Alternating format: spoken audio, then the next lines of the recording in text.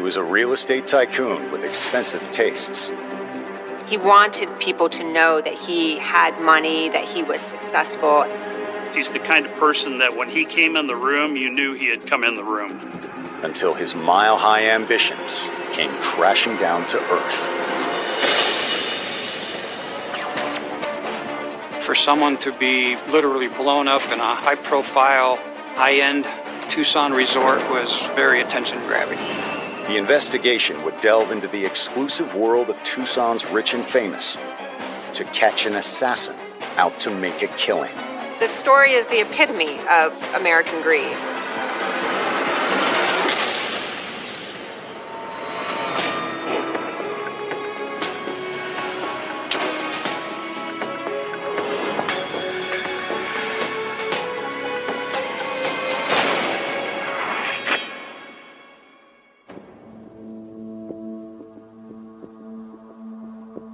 Friday, November 1st, 1996. It's a little after 5 p.m., and Tucson's leisure class is kicking off the weekend with a round of golf. The players are among the city's most rich and powerful, and the biggest name on the course is 52-year-old Gary Triano. Gary Triano was a very charismatic personality. He was sort of a larger-than-life real estate mogul. Every Friday, he would be out on the course with people he was trying to get to invest in his latest venture. But this time, Gary's wheeling and dealing ends with a bang. And at the end of the golfing, he came back to his car, and when he got into his car, the bomb went off.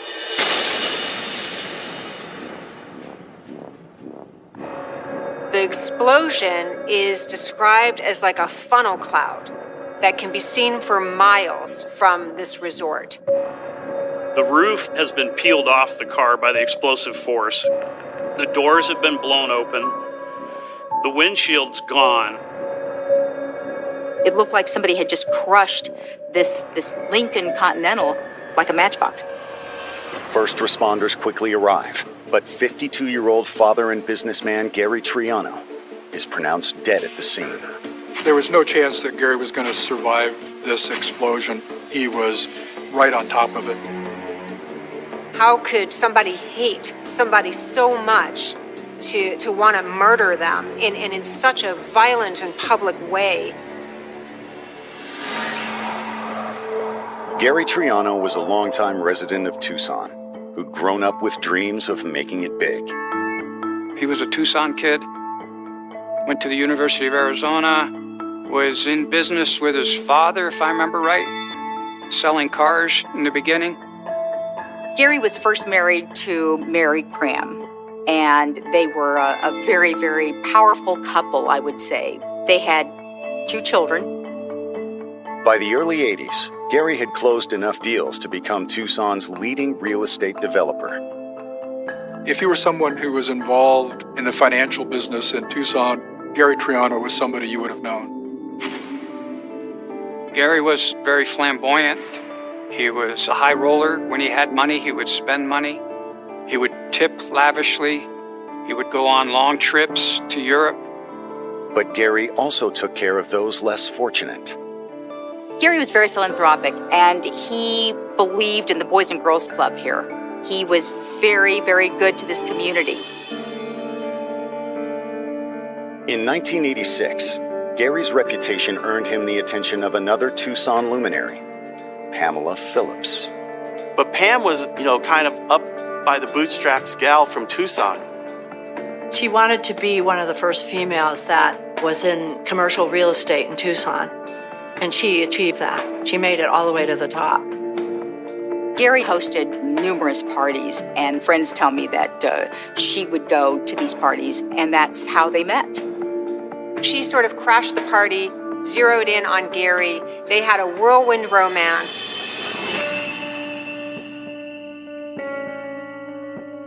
They get married right away.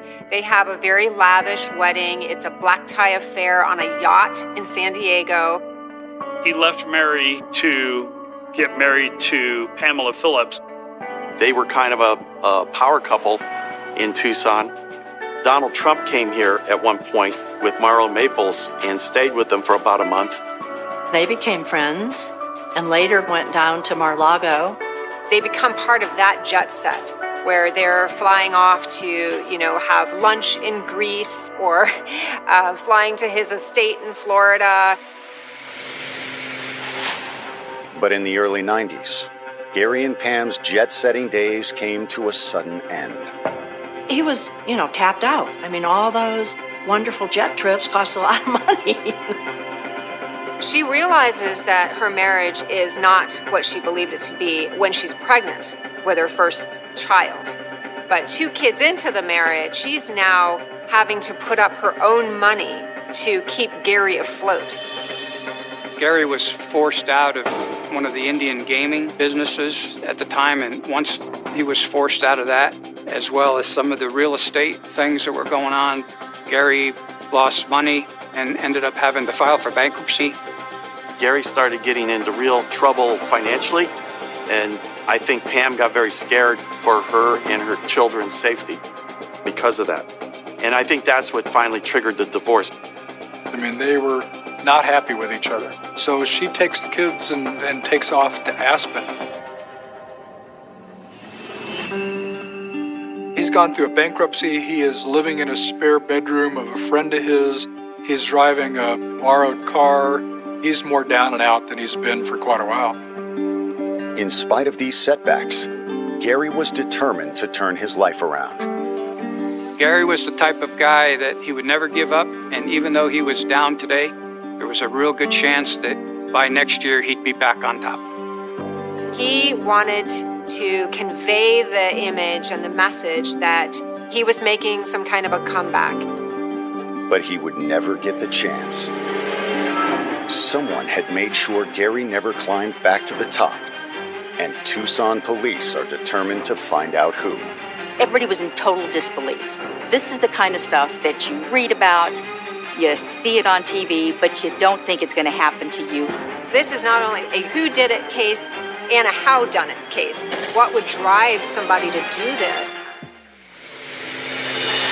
Coming up, Gary Triano was deeper in the hole than anyone realized. When reporters asked the sheriff if there are any suspects, Sheriff Dupnik said, "Open the phone book."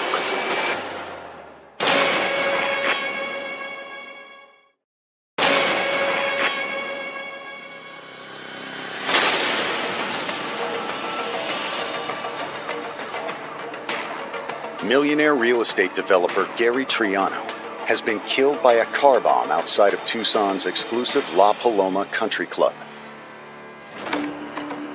Police arrive to find the area in complete chaos. It's really hectic because you've got bits and pieces of the car all over the parking lot. You've got golfers and employees wandering out now into the crime scene. It's pandemonium. Initially, what we do is we totally contain the scene. So in other words, we shut down the entire country club. What you see initially when you actually go to the blast scene is there's a Lincoln Town car sitting parked in a parking space. The roof has been peeled off the car by the explosive force. The doors have been blown open. The windshield was blown out of the car over the trees and landed in the swimming pool. There were parts of the car up on the roofs of the buildings nearby. To see a major, massively destructive blast like this was a first for me. I mean, this would be the world's biggest jigsaw puzzle, with no picture of what the puzzle was. The crime scene is so complex, federal agents are brought in to assist the investigation. Over the next few days, they are able to reconstruct the bombing. It's not just the sheriff's department at that point, but they call in assistance from the Tucson Police Department bomb squad. ATF, Alcohol, Tobacco, and Firearms. The FBI comes in. The ATF guys, they took all the pieces of the material back to their lab in California, and they started telling us about how it was a pipe bomb. The bomb looked like it had been sort of like it was an amateur had done it. You know, it was a 17-inch pipe bomb, which was already a strange measurement for a pipe bomb. The device was actually overbuilt for its purpose. It was far more explosive power than was needed. Our belief was it was built off the instructions off the internet and probably wasn't built to the specifics of killing a sole occupant of a vehicle. The bomb itself, we were able to determine, was housed in a canvas bag, a mundane canvas bag, easily purchased.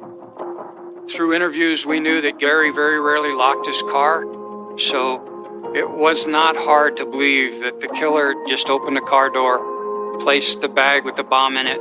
What we didn't know is what detonated the device. Was it motion activated? Was it on a timer? Or was it command detonated?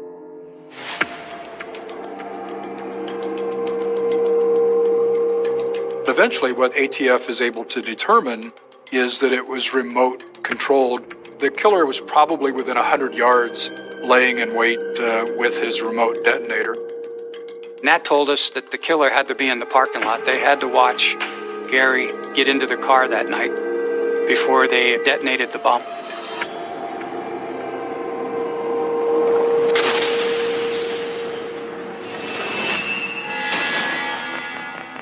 And the bombers set their trap for Gary during his birthday weekend.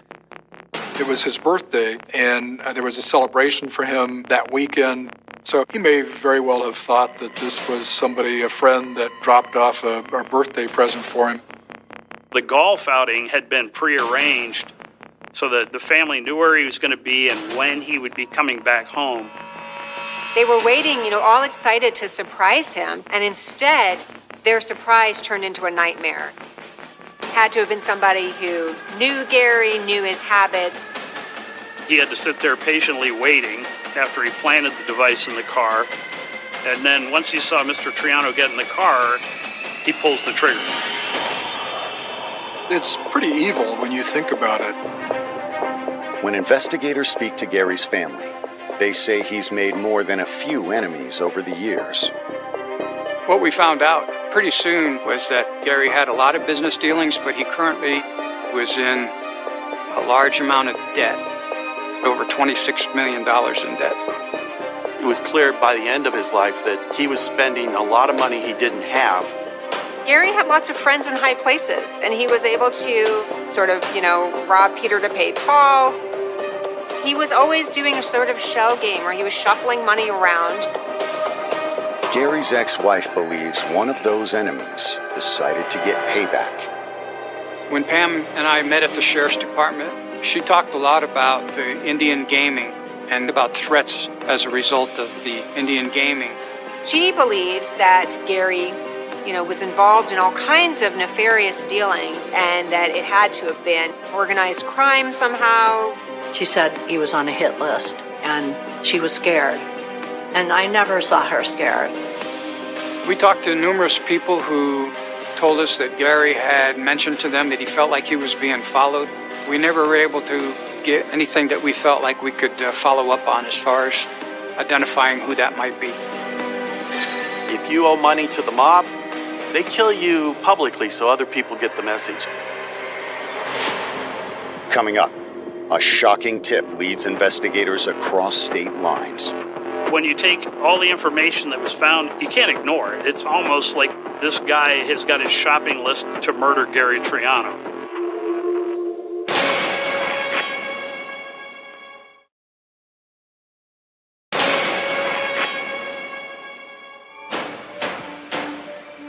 Tucson police are investigating the murder of 52-year-old real estate mogul Gary Triano. And the evidence so far suggests his killer might be connected to the mafia. Tucson is the place that a lot of reputed mobsters have retired in because they consider it safe. It's kind of off the beaten path a little bit. The Bonanno family retired there. The Castellanos retired there. The idea that it was a mob hit, it came from the fact that it was a car bombing.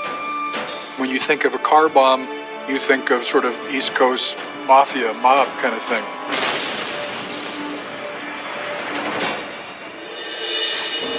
With over $25 million in unpaid debts, the list of suspects seems endless. Gary had borrowed money from a lot of different people. There were investors in Mexico that some people thought were, less than reputable. he had actually started negotiations with a group in China. Gary Triano not only owed $4.5 million to casinos in Las Vegas, he was threatening a lawsuit against a guy named Gary Fears in St. Louis. Gary had so many enemies that, it would have been easier to find out who wanted to keep him alive than want him dead. Detectives track down every possible lead, but despite his suspicious business dealings, they keep coming up empty-handed. In the days and weeks after the bombing, detectives are interviewing every known associate of Gary Triano that they can find. You follow out the thread of organized crime. You follow out the thread of a person who was financially crippled by Mr. Triano's failed financial advice. And as you followed each of those out through the investigation, they all just went away. There was nothing in his life that when you took it and amassed it and put it together that led to a motive for murder. Then, just as the investigation seems to hit a dead end, the Pima County Sheriff's Office receives some unexpected help. It was national news, and that first week after the bombing, I got a message to call a detective in Aspen, Colorado. And that's when I first met Detective Jim Crowley. Detective Crowley talked to me about a fraud investigation that he was involved in, that Ron Young was the principal suspect. He was a businessman who was really more of a confidence man. Investigators learned that 7 months before Gary Triano's murder, Aspen authorities were preparing to bring in Ron Young on fraud charges. He disappeared before they got the chance. He was on the run. He was on the run because he had a warrant out for his arrest. Ron Young had rented a van using a fictitious credit card. And result of that, the van was reported stolen. The van stolen in Aspen had turned up in California 1 month before the murder, and it appears to contain new evidence investigators now realize is connected to Gary's murder. In October of 1996, in Brea, California, some neighbors report a van that's been parked on their street in a cul-de-sac for a few days. They call the local law enforcement. The cop sees it as a stolen vehicle, and they call the detective up in Aspen that had taken the stolen report and say, we got this van, and there's a whole bunch of stuff in it that we have no idea what this means. Jim Crowley, the detective from Aspen, searches the van, and in it he finds a sawed-off shotgun. He finds notes that list close relations or friends of Gary Triano. He finds a map of Tucson. Detective Crowley says, hey, I saw the bombing on the news, and I think that bombing is related to a fraud case that I've been working in Aspen. He knew that he had to get a hold of us and share his information with our investigation.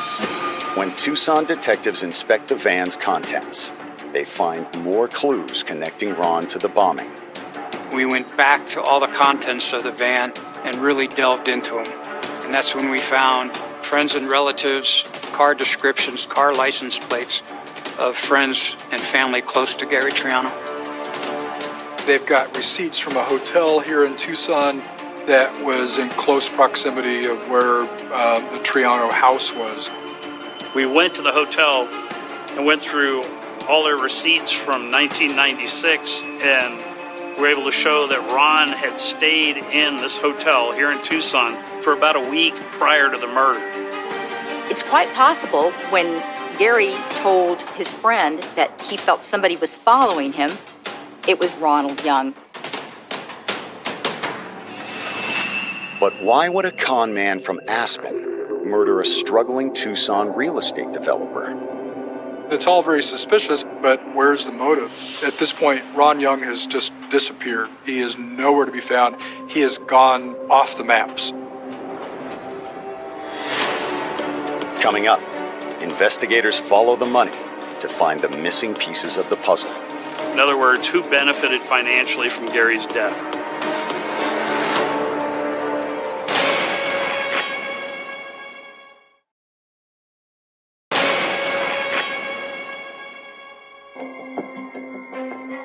Thanks to a call from the Aspen Police Department, investigators in Tucson have discovered that a con man named Ronald Young was targeting Gary Triano. The question is, why? As detectives in Arizona and Colorado compare notes, they realize the two men share a personal connection. Jim Crowley, a detective with the Aspen Police Department, he said, I happen to have interest in Pam Phillips, who is Gary Triano's ex-wife. Before the bombing happens, Detective Crowley gets an interesting phone call from Pam Phillips about a year prior. Pam Phillips calls him up because Pam has realized that she's just been defrauded, bilked out of $300,000 by Ron. She called me and said, yeah, I just got taken and this guy just, took all my money. But it seems Pam had quickly withdrawn the accusation. Crowley goes into depth that publicly she cried wolf, that Ron Young had done these horrible financial things to me, but wouldn't go on record and wouldn't file a report with the Aspen Police Department. Meanwhile, Ron and her kind of make up, and she strangely calls Detective Crowley and says, you know what, it was my mistake. I made an accounting error, and I don't want to press charges anymore. I'd ask her about him, and she'd just turn her head and walk away. She never, ever said his name again. Pam's friends think they know why. According to them, the two had started out as business partners about a year after her divorce, but their relationship wasn't strictly professional. Initially, their relationship is sort of a teacher-pupil relationship. Ron is making himself useful in Pam's life. He's taking care of her business, and their relationship sort of morphs into more than a business arrangement. And it came out that she was romantically involved with Ronald Young in Aspen. Every once in a while, they'll have drinks too late, and Ron will wind up asleep on the couch, sometimes then wanders into the bedroom. I think Pam used her beauty and sex for men in that way. That was her tool. Investigators now know that Pam is the connection between Ron and Gary Triano. But had Ron been using her to get to her husband? Or was Pam in on the plot? It could be, certainly, that Ron Young had sort of looked into Pam Phillips's background, collected a lot of information about her and her ex-husband to try to perpetrate some further fraud on her. The big question that remained for Detective Gamber was, did he work alone? Did Ron Young do this on his own? To test Pam, investigators ask her to come in for an interview. During the interview, I didn't want her to know how much I knew about Ron. So when I pretty much nonchalantly threw his name out, there was just a long pause. She's denying his relationship with her. She completely minimizes him and their relationship to the point of, how did you hear about him? Outwardly, she appeared to cooperate with the investigation. It wasn't until we asked her if she would take a polygraph that she started some more pausing and some more, no, I don't know if I want to do that. Police find Pam's behavior suspicious. But she and Gary were already divorced. So what motive would she have for killing him? We have to follow the money. And where it got interesting is when we started to look at Pam Phillips. We had pulled the divorce records, and we knew that there were a lot of issues. The divorce wasn't smooth. There was fight over the children. There was allegations that Gary was hiding money. This is a time when Pam is running out of money. I mean, she tells the au pair at one point that she's down to her last $60,000. As investigators dig deeper, they discovered that Pam still stood to gain a lot from Gary's death. The detectives are doing their due diligence. They do find out about the insurance policy that Pam Phillips had on Gary's life, that she maintained even after the divorce. The insurance policy consisted of a $2 million life insurance. I was told, and then we were able to confirm through records, that the children were the beneficiaries. But the children are minors, and so Pam's the guardian, of course, so she's getting the money. Pam took that money and bought her first house with it in Aspen. I was invited over there to go house hunting with her. It's like, who had the most to benefit and who had the motive? And Pam Phillips had the motive. But investigators know it's still not enough to make an arrest. So the really frustrating part about this case is that, they have all of this evidence, but there's too many loose ends. Pam Phillips was definitely a potential suspect. However, one of the main people that we wanted to talk to was a fugitive, and he was nowhere to be found. By November of 1997, the case has come to a complete standstill. Detectives begin to wonder if it will ever be solved. We revisit the story on the 1-year anniversary. Still no arrests, no one in custody, no person of interest, nothing, nada. The only really unknown at the end of the task force was we needed to talk to Ron Young. Coming up, the hunt for the missing con man finally ends.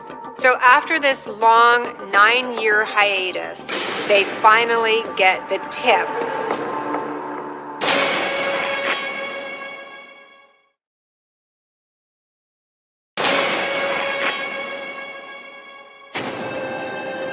Nearly a decade after the murder of Gary Triano, detectives are still focused on 2 suspects, Pamela Phillips and Ron Young.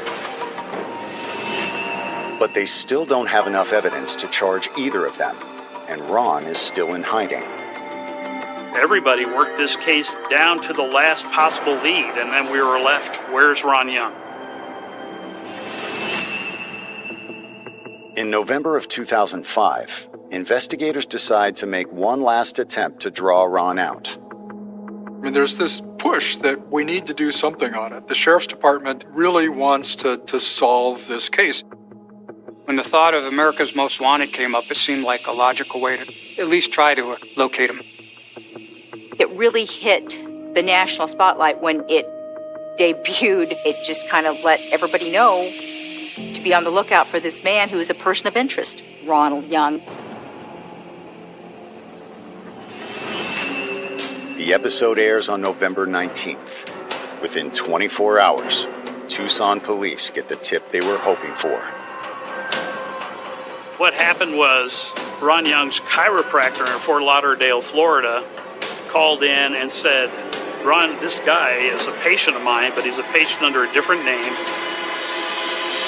Not only is he a client, but he's got an appointment that morning. So there is this scramble for the fugitive detail in Broward County to set up outside this chiropractor's office. Sure enough, Ron Young comes up in a taxi and is immediately apprehended. With Ron finally in custody, investigators swiftly execute a search warrant for his apartment and vehicle. There are boxes and boxes of, all sorts of things, floppy disks, thumb drives, hard drives, paper receipts. There is just this treasure trove of information. As the recordings were analyzed, as computer was analyzed, it was evident that they had a financial relationship. The evidence that's becoming clear is that Ron Young is owed $400,000 by Pam Phillips for a job that he did for her. He's meticulously, like an accountant, kept track of every payment. Over the course of years, there are tens, hundreds of thousands of dollars in cash that Pam Phillips is sending to Ron Young. That's obviously huge evidence, but it's the phone calls that Ron Young has been recording between the two of them that ultimately is the downfall for both of them.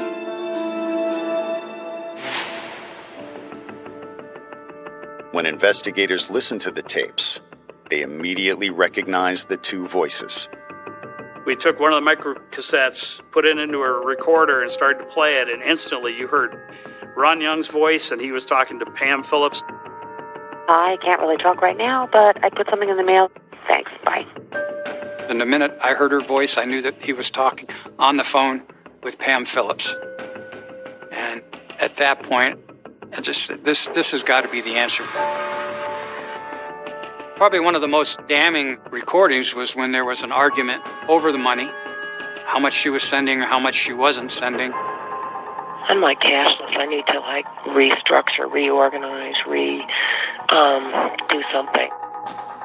You know what? I just can't handle this. I really can't. It's too dangerous. She argues with him, says, I've paid you enough. And Ron Young says, you will pay me the rest of my money or you will be in prison for murder. And her response is, so will you. That's when I said, okay, we've got him.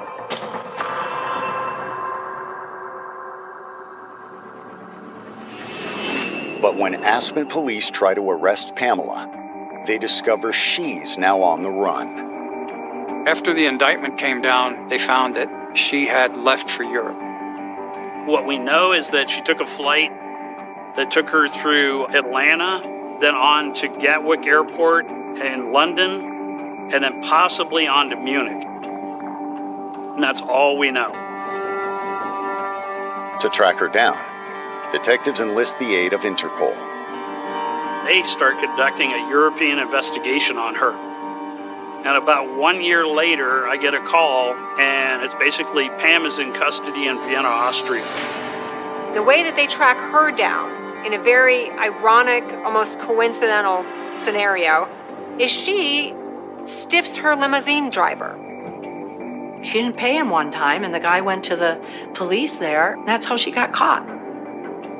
She has again found herself a rich man, to align with. And she's living the high life again. She has literally reinvented herself in Vienna, Austria. On July 2nd, 2010, Pam is finally taken into custody at the Tucson International Airport. What was reported to me is her comment was, if Gamber's in the airport, I'm not getting off the plane. Then she gets handed over to me. So it was a good feeling. I kept asking her questions the whole time until she got into the detective's car. And I said, well, how does it feel to be back in Tucson? And she looked at me and she said, it's very hot. Well, it got a lot hotter. Coming up, Gary's accused killers finally stand trial. But will a jury convict them? I knew it was only the beginning. The investigation was going to go under a microscope.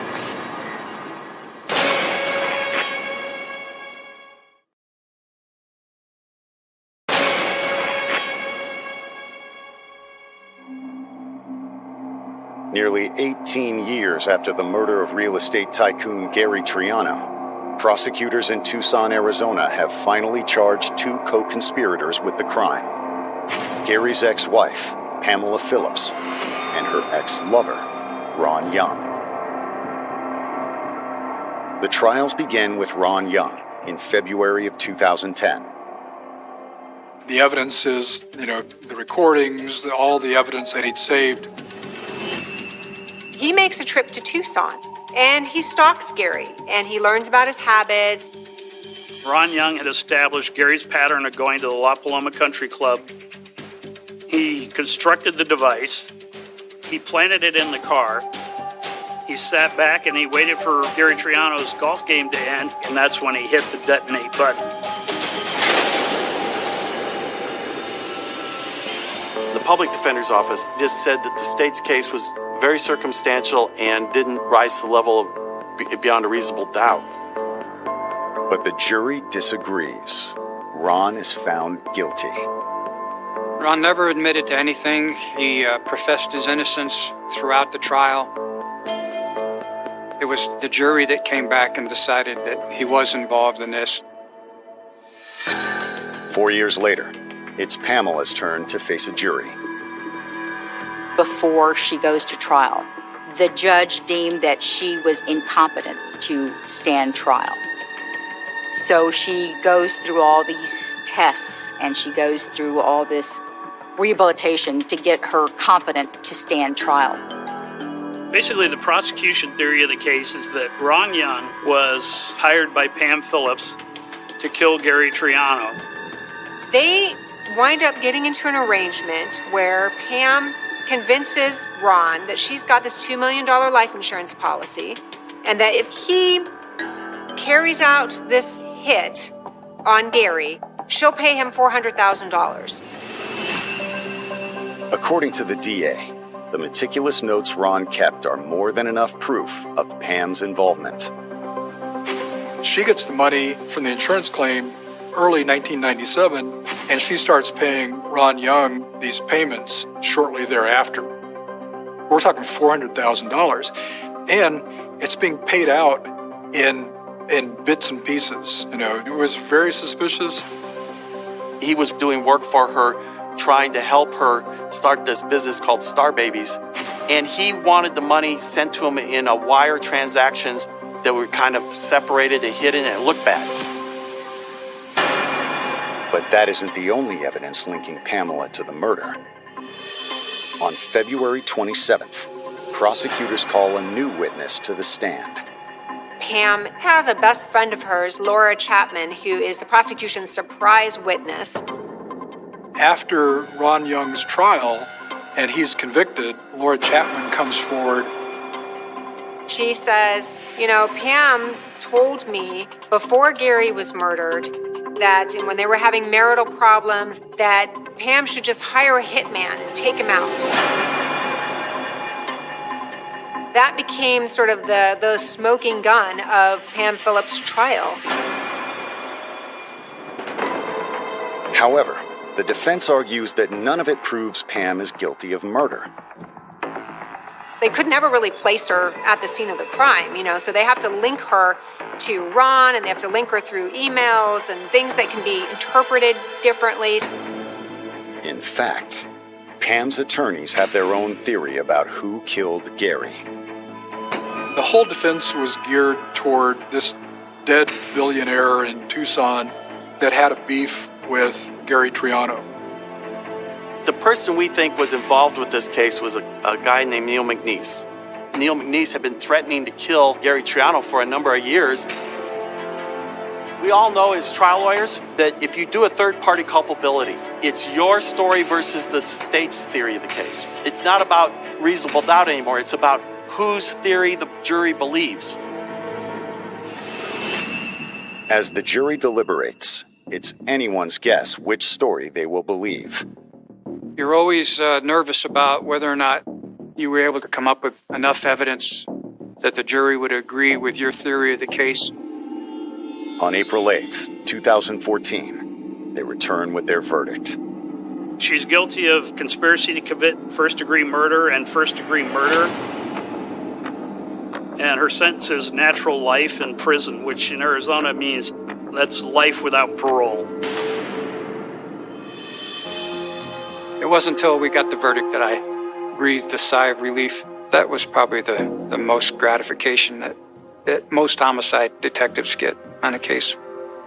Gary's children were there, his ex-wife was there, his brother, and there was just this sense of relief. I mean, after almost 2 decades, they finally felt that they got some measure of justice. An insatiable desire for the finer things in life had driven Pam to gamble on the perfect murder. Instead, she'd lost everything. There was, I think, some sadness that Pam Phillips, she didn't have to do this. She was not destitute by any means. Pam orchestrated this murder absolutely out of revenge, but also just plain and simple greed. She was told that she was going to live a lavish lifestyle, be part of the rich and famous, be this elite socialite. It just sort of epitomized the ugly side of American greed. You know, what would somebody do for money?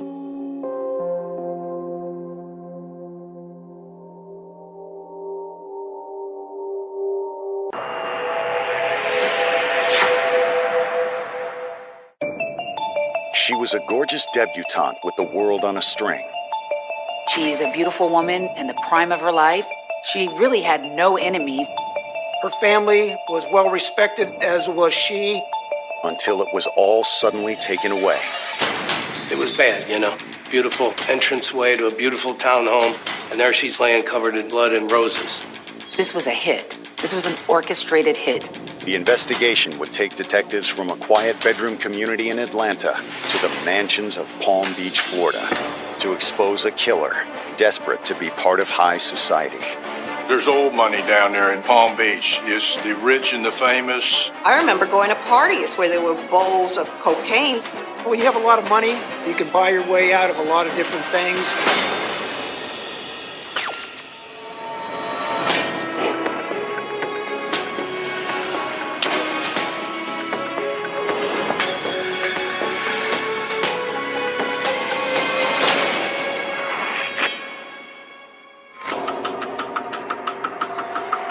Friday, January 16th, 1987. It's a quiet morning in Atlanta's exclusive Buckhead neighborhood when shots ring out along a row of townhouses.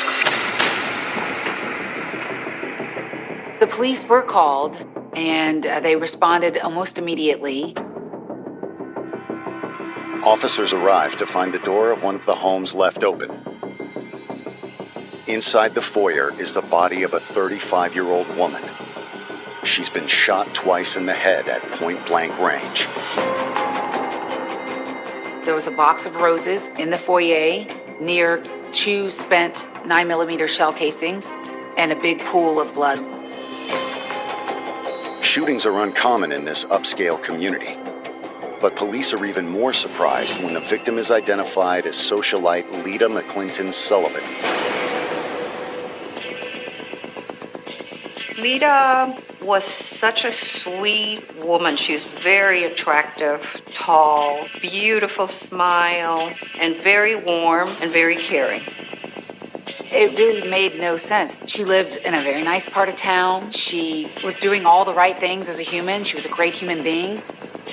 Why would someone want this beautiful woman in the prime of her life who was good to everyone? Why would they want him dead? Born January 7th, 1952, Lita McClinton grew up among Atlanta's social elite. She came from a very well-to-do family. Her mother was a state representative, and her father worked for the Federal Department of Transportation. Very upscale, white-collar people. And they lived in an old section of Atlanta, DeKalb County, Georgia. She attended college in the Atlanta area. I believe it was Spelman College. She did go through debutante training and was a debutante and was a very elegant, beautiful, well-educated woman. As a socialite, the next logical step was to find a suitable husband. But instead, Lita focused on building a career in fashion. She just loved the retail business and fashion. And I think her aspiration was to run her own store one day. She was so busy that she was not dating. I never met anybody. Maybe she was just quiet about it and very private. That all changed the day 34-year-old James Sullivan walked into her life in 1975. Jim Sullivan was from the Boston area of Massachusetts. He grew up kind of scrappy and hard, for lack of a better term. But he inherited a great deal of money when his uncle died and left him a few liquor stores. The liquor store business drew him to Macon, Georgia, and eventually from Macon, he made his way to Atlanta, which is how he ended up meeting Lita. Throughout that time period, he became friendly with a lot of the Atlanta socialites. And he charmed her, evidently, in the store, and they started to date, and she was kind of head over heels. According to Lita's friends, despite the 11-year difference in age, it was a classic case of opposites attract. He had money, but was a little rough around the edges and came from Boston, which couldn't be more different than Atlanta, Georgia, especially during that time frame. He was a terrible dresser, and I know that Lita changed that by just suggesting his ways. He was also very thrifty, so it was a hard job, but she got it done. She loved that man, and there was something about him that appealed to her. Maybe it was the difference that drew her to him, but there's no logical explanation behind it. But I think the love between her and him was real.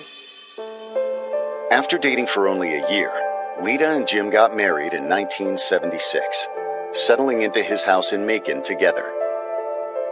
But Jim wanted more for himself and his new bride. He was a social climber who had his sights set on the exclusive island enclave of Palm Beach, Florida. It's a very influential, very affluent area of Florida. Has lots of money, a lot of socialites. And Jim had already found the perfect place. Casa Isleta, a historic beachside villa just down the road from Donald Trump's Mar-a-Lago resort.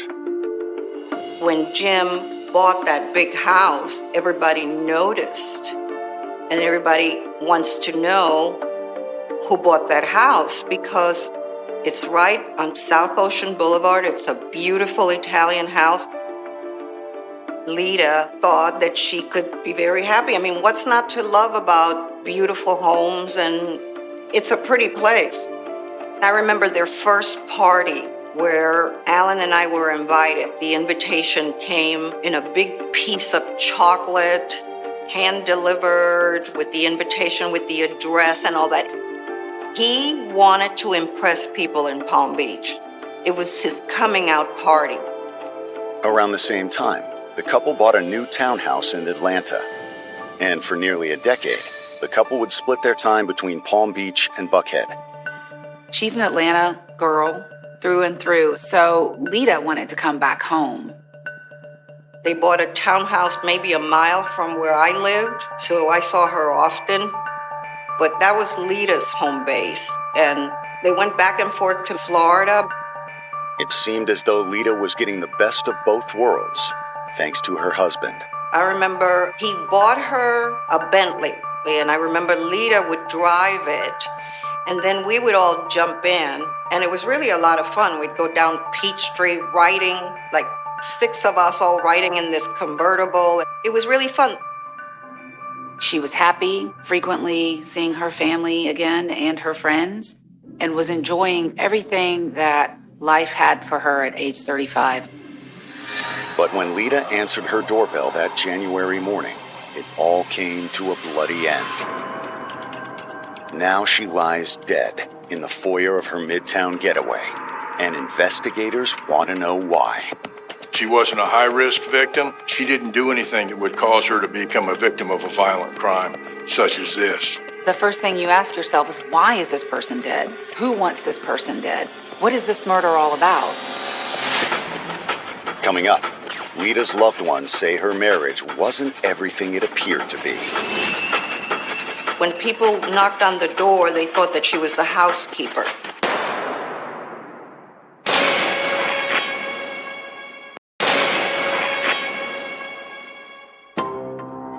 35-year-old socialite Lita Sullivan has been murdered at her townhouse in Buckhead. Given its high-profile nature, the Atlanta Police Department puts its most decorated detectives on the case. The lead detective was Welcome Harris, who was himself an icon of the civil rights movement and a very talented homicide detective and also a native Atlantan, who was one of the lead detectives on the Atlanta missing and murdered children's cases. Early analysis of the crime scene indicates this isn't an attempted robbery, but an orchestrated murder. There was a box of roses in the foyer near 2 spent 9mm shell casings and a big pool of Lita's blood. It wasn't a burglary. The person didn't come in and ransack the house afterwards. The person came to the door. When she looked, it was just flowers that she could see. She opened the door, and he shot her, point blank.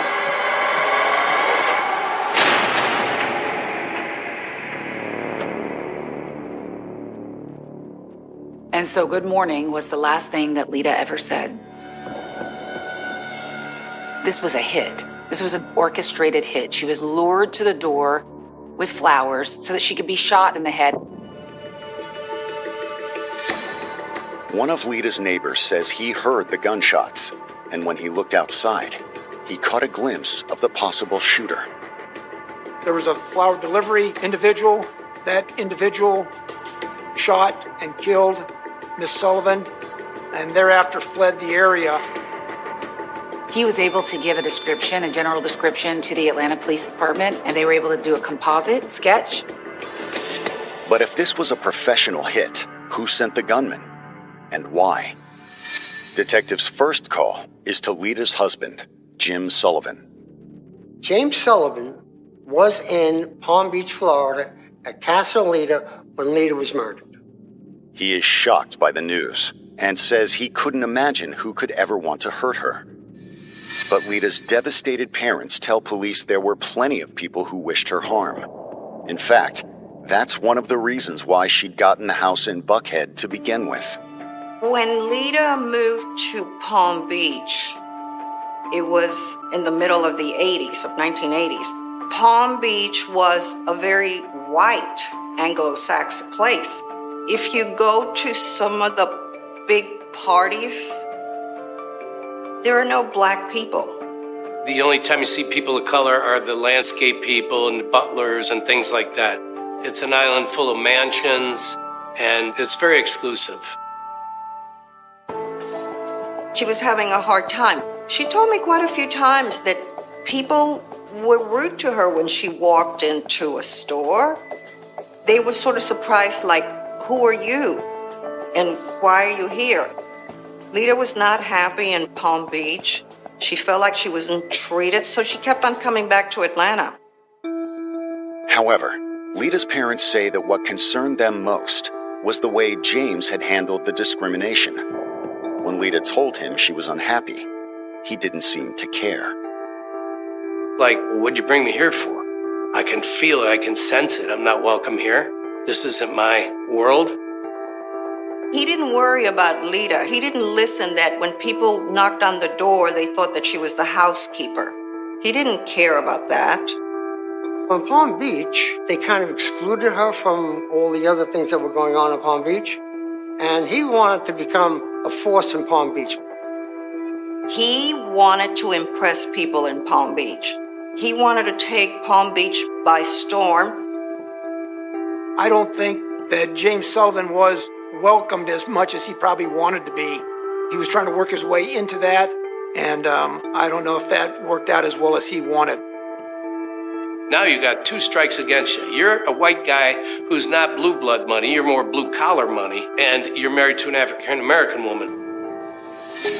Lita's loved ones say that his behavior confirmed what they already suspected about the marriage.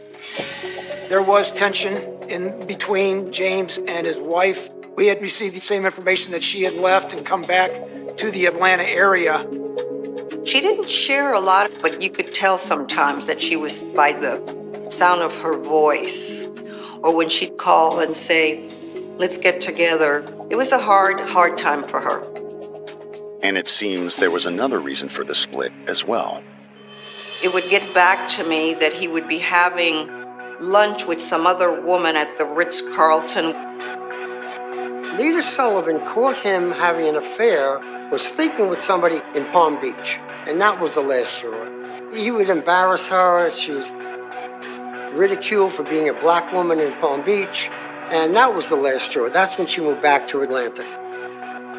When Jim started attending parties by himself, Lita had already made the decision that she was not staying.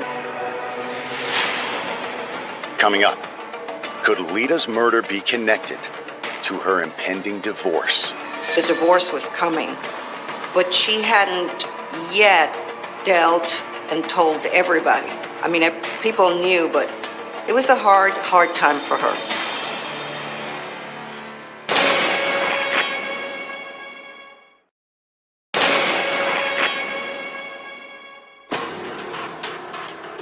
Detectives investigating the murder of Lita Sullivan have a promising lead. It seems her marriage to millionaire James Sullivan was in trouble after she'd discovered he'd been cheating on her. Palm Beach was where their relationship began to dissolve. We invited him and Lita over for a small party we were having, and Lita and I were in the library, and Jim was in the living room, and he was asking another guest who was there to go out on a date with him. I think he just thought he could get away with anything. The police soon discovered that infidelity is only one of James' many flaws. I learned from her mother that, that they didn't like Jim Sullivan from the beginning. That there's just something about him. I personally thought he was a phony, and he was a big talker and a big show-off. I don't know if anybody that was close to him, or if he had any really close friends, well, other than the women that he ran around with. He was very fond of prostitutes, and he did his own selfies long before our smartphones. He would just put a tripod up and take pictures of himself with these prostitutes and swimming in the pool and such. So he just wasn't a good person. In the months leading up to Lita's murder, one of James' affairs had apparently become serious. He became sort of like a couple with this Asian woman, Suki, who then became his date. Suki and Sullivan began a relationship while he was still married to Lita. And after he and Lita separated, he began pursuing Suki seriously. For Lita, it was the final straw. Soon after, she filed for divorce, but was gunned down before it could be finalized. Lita came back to Atlanta and was living in Buckhead. And on the day of her murder, on January 16, 1987, there was a hearing scheduled in Fulton County Superior Court at 2 p.m. where the judge was going to make a final decision on their divorce. Lita had sought to invalidate the terms of their prenuptial agreement and was seeking a settlement. So that's what was on the table on the day that she was murdered. The timing is incredibly suspicious, but James insists he had nothing to do with his wife's death. He and Lita signed a prenuptial agreement before their wedding 10 years prior, which means he had no financial motive. He thinks Lita was killed because she was living a dangerous double life of her own. When Lita was killed, what his attorney and Jim made the public believe was that she was in drugs, that it was a drug deal, that it was an old boyfriend that got mad. They tried to ruin Lita's reputation. Their angle was that it was drug dealers that did it, that she was involved with drugs, and that Jim Sullivan had nothing to do with it. To Lita's loved ones, the idea that she could have been involved with drugs is ridiculous. Oh my gosh, Lita didn't even hardly drink. She never did drugs. No. The accusation adds to the tabloid nature of the story and earns James some new support. Here in Palm Beach, they didn't really know Lita. They didn't know who her family was, so they basically came to his defense because they didn't know any better. Everything in the news that was printed and on television was that it was her fault. I mean, that's what happens to women. Even after we're dead, we gotta prove that we're a nice person. The media frenzy over the case winds up producing a new lead. Investigators get a tip about 3 suspicious men spotted at a motel near Lita's townhouse the day she was murdered. They were able to track the killers back to this Howard Johnson motel that they had been in the day before. And there's witnesses see 3 guys acting weird and getting in a car. It was a rental car, I think. And, they went to the flower store. When investigators show the motel tipster the composite sketch, it's a match. On the hotel registry, they discover the 3 men had used fake names. However, phone records indicate they made several phone calls. All of them were to a number in Palm Beach, Florida. They were in Howard Johnson's hotel room, 302, and there was a phone call from that hotel room to Jim Sullivan's house in Palm Beach. And the duration of the call was like 2 minutes or something. It's enough to convince detectives that James Sullivan has been lying to them about his involvement in his wife's murder. But they still need proof. It was a circumstantial evidence case.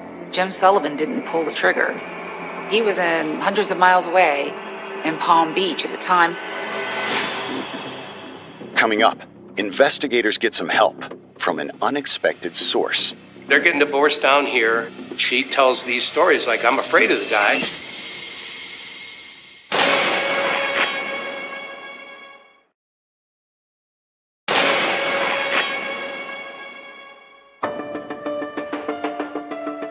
Four months into their investigation, Atlanta police are zeroing in on a suspect in the murder of Lita Sullivan. They believe her estranged husband, James, may have hired a group of hitmen to kill her. James insists that their prenup means he had no motive, but detectives learn that might not have been the case. She was trying to bust the terms of their prenuptial agreement in order to obtain more of his money that she felt that she was entitled to. He was not only adamantly opposed to it, but was very vocal in his strategy of scorched earth, that if he had to burn all of the assets before she got him, he would be willing to do that. He didn't think he should have to share anything with Miss Sullivan through the divorce and was trying to preserve his wealth by having her murdered. If the court ruled in Lita's favor, James stood to lose over $1 million. She wanted to keep the townhouse in Atlanta. She wanted her car, which was a little two-seater Mercedes, which was not a new car, and she wanted her jewelry. But Jim wanted the jewelry, he wanted the townhouse, and he wanted the car. He wanted everything. He wanted her to walk away with nothing. It was worth $1 million, the settlement. That's all it was. However, motive is only one piece of the puzzle. Other than a few suspicious phone calls, investigators don't have any solid evidence linking him to the crime. And as the months go on, the chances of finding that proof grow further out of reach. The Atlanta Police Department in 1987 looked high, looked low, did everything they could in an attempt to solve Lita's murder and could not. They couldn't piece it together. It was nothing that the Atlanta police did or didn't do that caused the case to go cold. I mean, I think they did an excellent job from the onset. There was a lot of obstacles, and there was no cooperation, obviously, from Jim Sullivan. In the meantime, James has continued to climb the social ladder in Palm Beach. After Lita was murdered, he was free, of course. So not only did he not have to pay Lita anything after she was murdered, but he was free to marry Suki. She was enamored with him because he came across the same way he did with Lita, charming. But in 1989, a routine traffic stop would cause him to lose it all. He was driving the car, it was the Mercedes or the Rolls Royce, whatever, but he was involved in a minor traffic accident. He's not supposed to be driving. He doesn't have a license. The tag's on his car. He's so cheap he doesn't even keep the tags current. So he gets a couple citations. He goes to court. The cop doesn't show up. So he gets Suki to testify, Your Honor, I was driving. So they threw the case out. Well, wouldn't you know, a Palm Beach Post reporter, he's in court that day because he's kind of watching Sullivan too. He gets back to his office and calls the police officer and says, hey, I know you didn't come to court today, but Sullivan had his wife testify that she was driving. He had her stand up in court and swear under oath. Now the cop's hot, so he goes to the state attorney and they start this investigation. They wind up convicting him of perjury, and he takes a plea, and he was restricted to house arrest for, I guess, a year.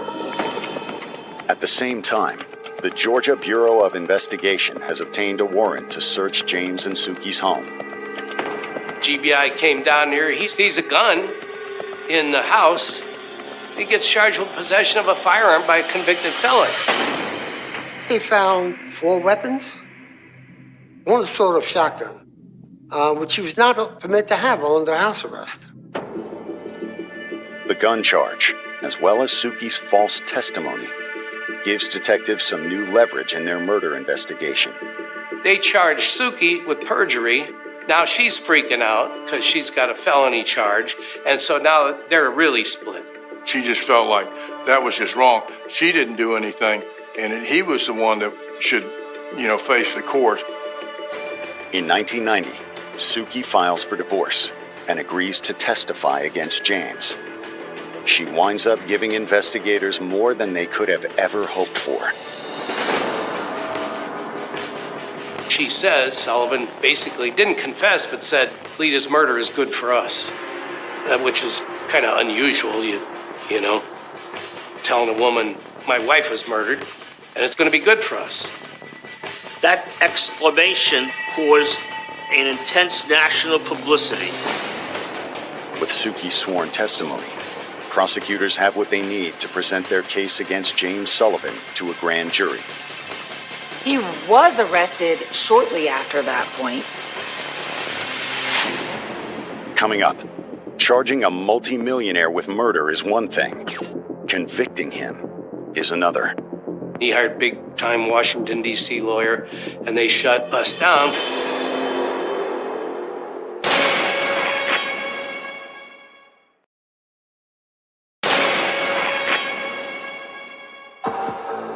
Five years after the murder of Lita Sullivan, investigators have finally arrested her ex-husband James for planning the crime. The feds had indicted Sullivan for interstate commerce for committing a crime, namely using the phones to set up this hit, murder. The main witness at the 1992 federal trial was Suki Sullivan. Suki doesn't want to take the hit for him anymore. But as the trial begins in June of 1992, it quickly becomes clear that their case still isn't strong enough. James has hired an expensive and effective legal team who turned the testimony of his latest ex-wife into a disaster for the prosecution. Upon cross-examination, she fell apart. They didn't have enough to really nail her, but they had enough to dirty her up really badly, that she was just out to get money from Sullivan. She pretended that she wasn't understanding or able to read English. She pretended that she was frightened of Mr. Sullivan. And those pretensions by her turned out to be completely false, at least from the court's perspective when the court entered the final judgment. He was acquitted by a judge. It was a directed verdict in federal court. And he was free after that and just remained at large. Even if James did hire hitmen to get rid of Lita, it looks like he's going to get away with it.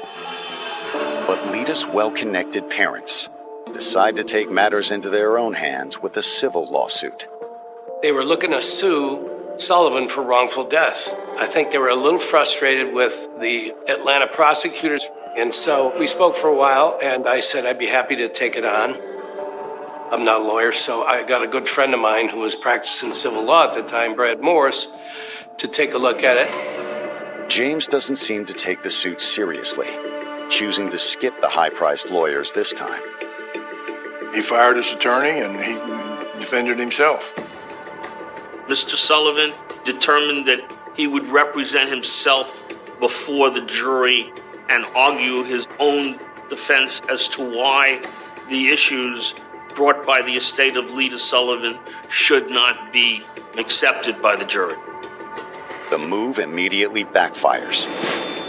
We go to court and, we really smoked the guy.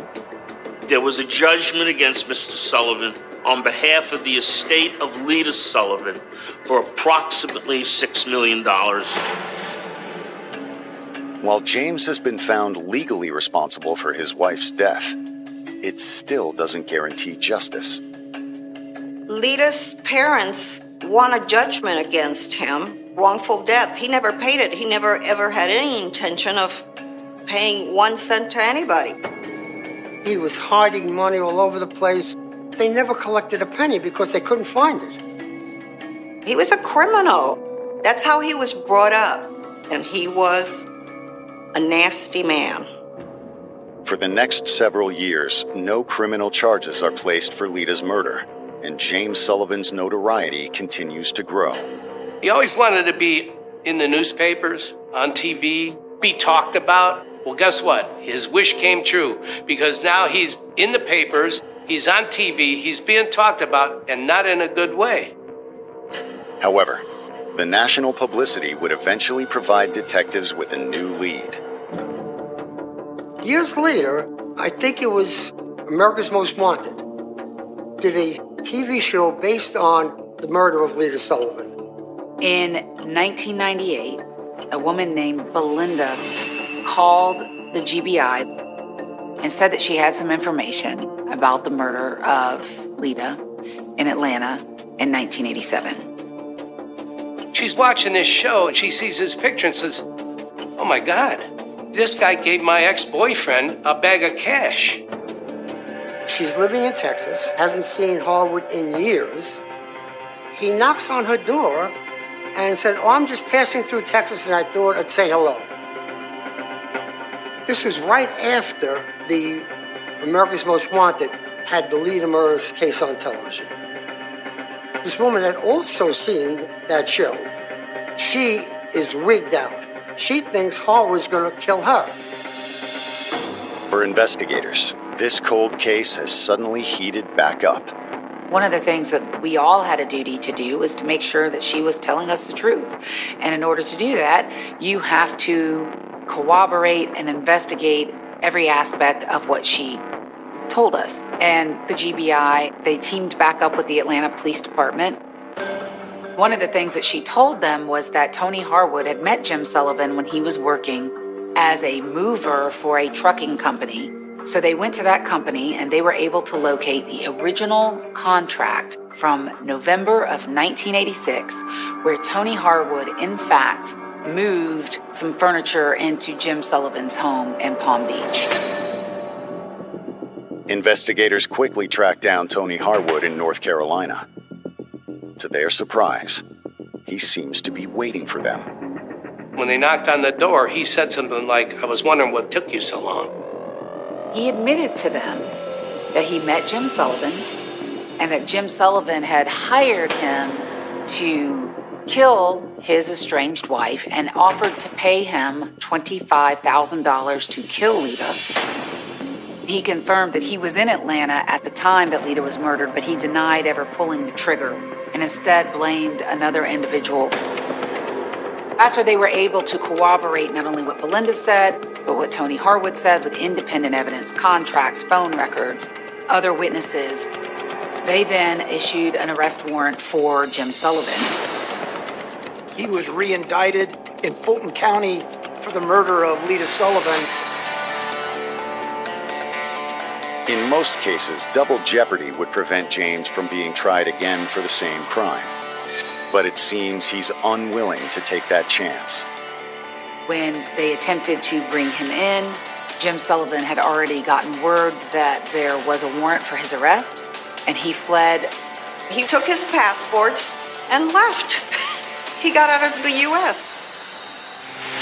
Coming up, an international manhunt begins, with James one step ahead of investigators. He fled from Florida to Costa Rica, and from Costa Rica, he went on a worldwide tour.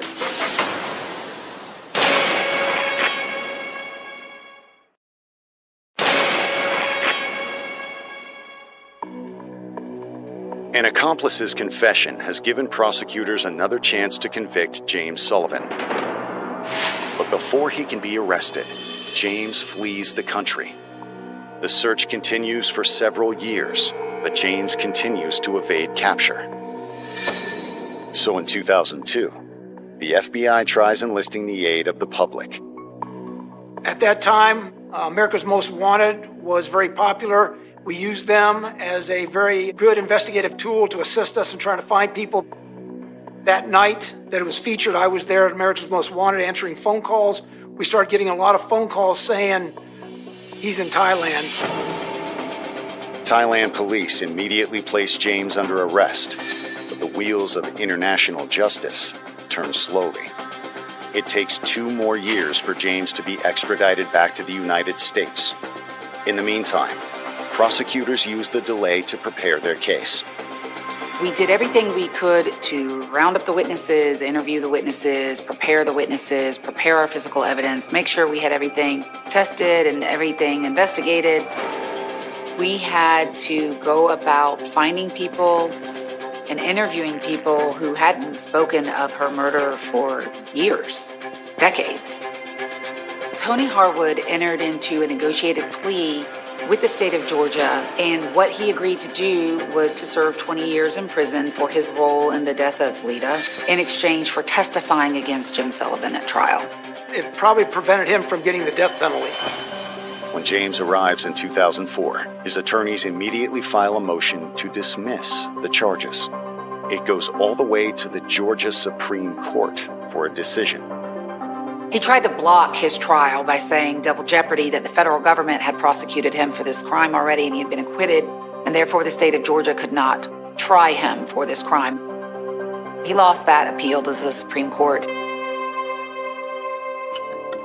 In 2006, 19 years after Lita was assassinated, James Sullivan finally stands trial in Georgia. Although prosecutors have first-hand testimony from one of the hitmen James hired, the defense argues that there is no actual evidence he was involved.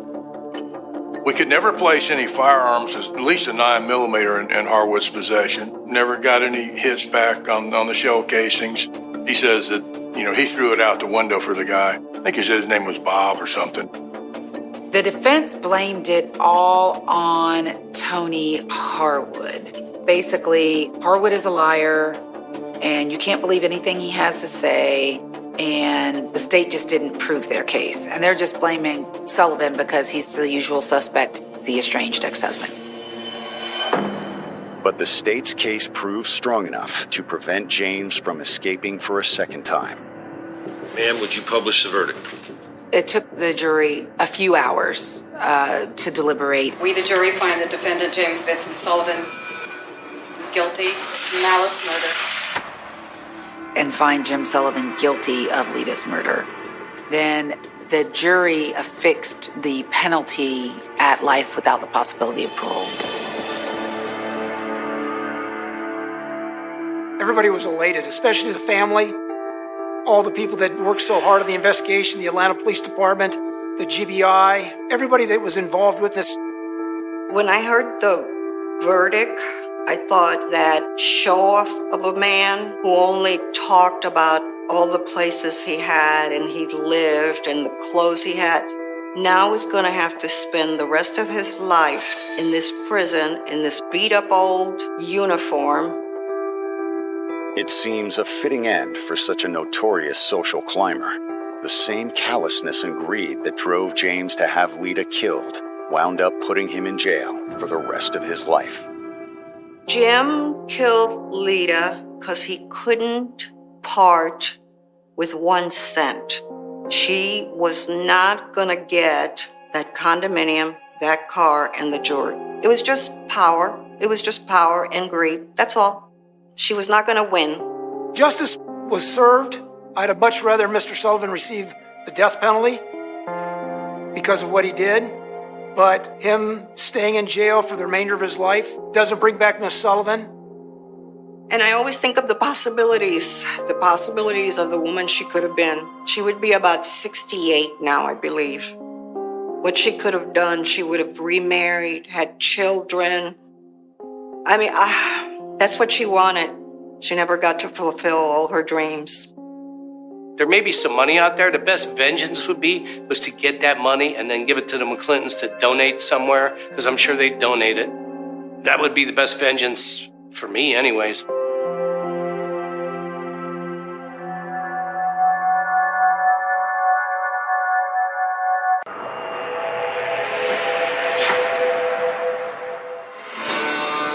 They were a wealthy California family living the perfect life.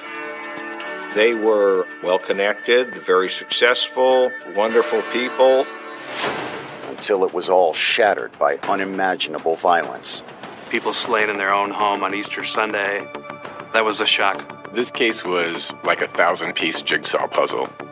The investigation would take detectives on a 3-year manhunt ranging from the farms of Fresno to international drug cartels to catch a killer driven by greed.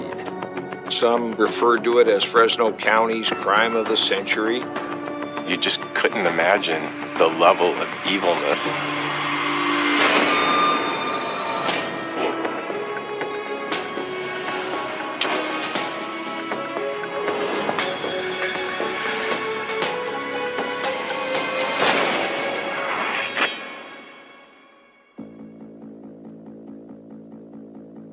April 21st, 1992.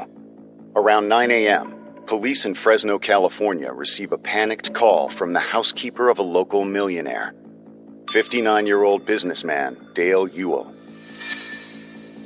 Housekeeper Juanita Avita arrived at her usual time. She came into the house and she immediately noticed that a door that leads to the kitchen was closed, which was highly unusual. She went in and at that point saw Tiffany laying face down in a puddle of blood. She then ran over to the neighbor's house and the police were called. Tiffany Ewell is Dale's 24-year-old daughter. When officers arrive, they immediately see she's been dead for some time. When we first went inside, you could see as you walked into the kitchen the body of Tiffany. She was laying down with her head kind of pointed towards the southeast next to the dining room table. We surmised that she had been shot in the back of the head, just from where the blood was. But when police search the rest of the house, they discover Tiffany is not the only victim. There's a hallway that goes to the east from the dining room. And as we walked that way, it went into like a den or a study area. You could see the body of Glee. And as we walked that direction, you could see that the body of Dale was laying in another hallway just outside the den. He had a bunch of newspapers in his hand, underneath him and around him. They discovered it was not one death, but 3. Tiffany, her 57-year-old mother Glee, and her father Dale have all been shot. But why would anyone murder a family like the Ewells? The family was a very prominent family in Fresno County. They were well-connected, very successful, wonderful people, and by all counts, a happy family. Dale was a retired Air Force pilot from Ohio, and Glee was a former teacher. They'd gotten married in 1961 and moved to California to start a new life together. Dale was involved in airplane business and made a good living through that as well as through farming. His wife Glee was known for being involved in the community as a volunteer in different ways. In 1967, Glee gave birth to their first child, Tiffany. Their son Dana came 4 years later in 1971. By then, Dale had become so successful that he invested in agricultural real estate. He soon amassed an $8 million fortune. Glee quit teaching to devote her time to philanthropy. Glee was a community activist, just a wonderful person who did a great deal of volunteer work within the community. Glee was a force of nature in a very nice way. She was an appointee to the State Bar Board of Governors. She also became the executive director of the Fresno Regional Foundation. Everybody seemed to, in most circles, know either Dale or Glee. They were very successful in what they did. But you'd never know the Ewells were millionaires by looking at them. Fresno is a great community. We are based in agriculture. Everyone in the community is either a farmer, works for a farmer, or had family that was a farmer. The Ewells had more wealth than most people in Fresno, and being able to fly airplanes and drive Mercedes and that sort of thing. But, aside from those kinds of trappings, I wouldn't call them a flashy family. The Ewells did not flaunt their wealth at all. For the amount of money that they were worth, they were very, very conservative. They made sure their children were given the opportunity to succeed as well. By 1992, Tiffany was a grad student at Fresno State, while Dana was studying business at Santa Clara University. Glee's children, I gathered, were a bit different. Tiffany, their daughter, was far more quiet, reserved, but wonderful in her way, and Glee would speak glowingly about her. She was just a very nice young lady who was reserved, did not have a ton of friends that she would socialize with. She was more family-oriented, but everybody who knew her seemed to like her. Dana was clearly the apple of Glee's eye. She spoke with great passion about his outgoing personality, his intellectual capabilities, his business acumen. Dana stood out as a intense, well-groomed, corporate type of young man. Dale and Dana had a fairly good father-son relationship. They were, by all counts, a happy family. But now, 3 members of the Ewell family have been brutally murdered, and Fresno police are determined to find out why. It was what we call a triple, and the fact that this was an affluent family in a decent part of town, and not your typical victims. So the whole unit responded out to this particular scene. Coming up, if someone is targeting the Ewell family, could Dana be next? We didn't know if Dana Ewell was still alive.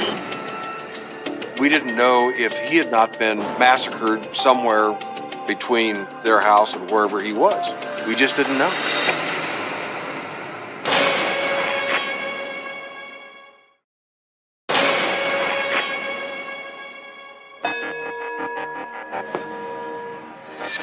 Millionaire Dale Ewell, his wife Glee, and their daughter Tiffany have been murdered in their Fresno, California home.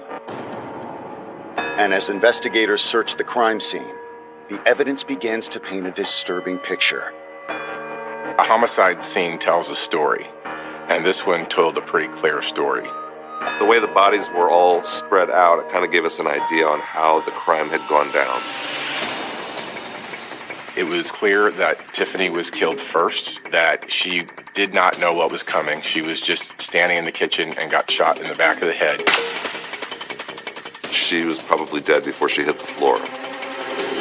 We believe that Glee saw this happen and actually saw the killer. Glee then ran from Tiffany's killer, ran into a den that she was shot multiple times. As she laid on the ground on her side, the killer stood above her, and she actually looked up at him and was trying to basically, I guess, say no. And he shot her again while standing above her. She had her keys in her hand and in death had a look of fright on her face. After shooting the 2 women, it appears the killer then ambushed Dale. As he's walking down the hallway, the killer comes out from a bedroom and shoots him once in the head. And I think he was dead before he hit the ground also.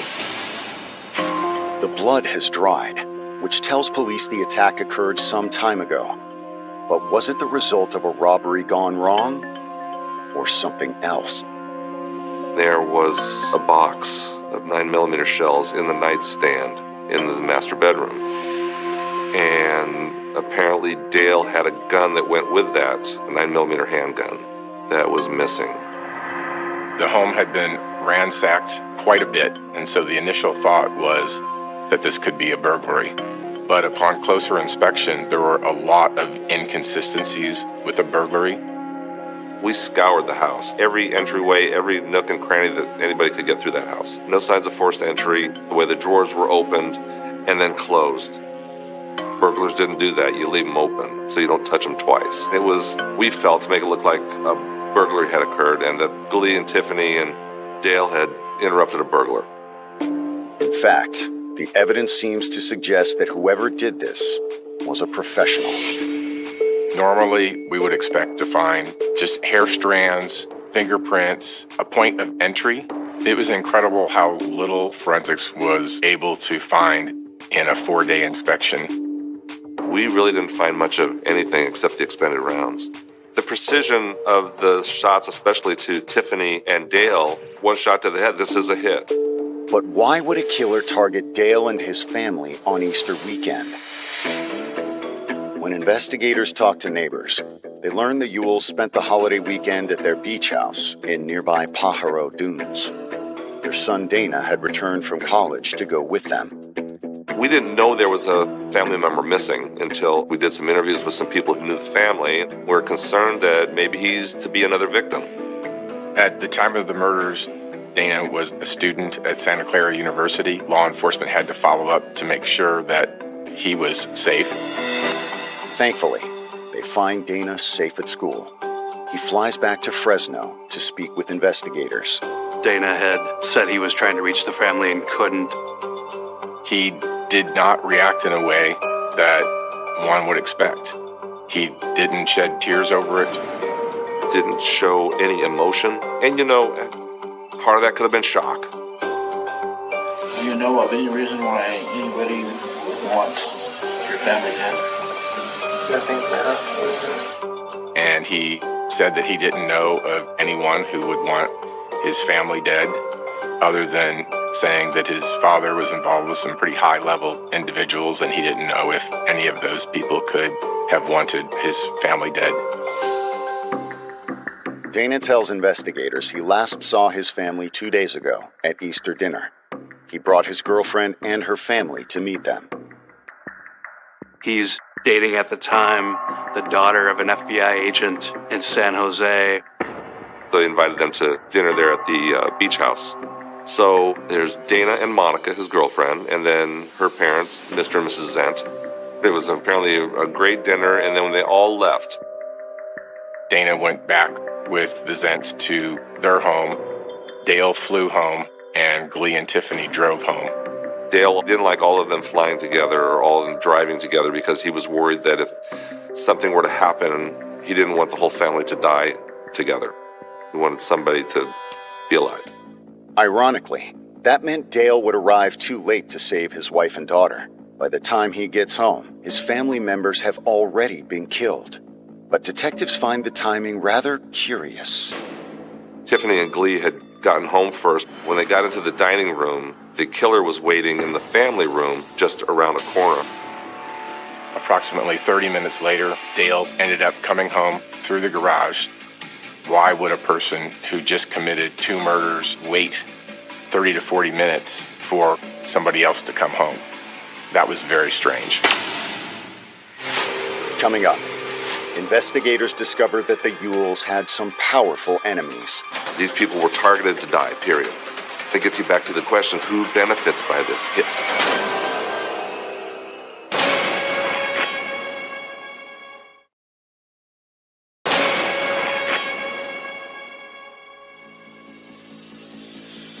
Three members of the Ewell family have been murdered during the Easter holidays.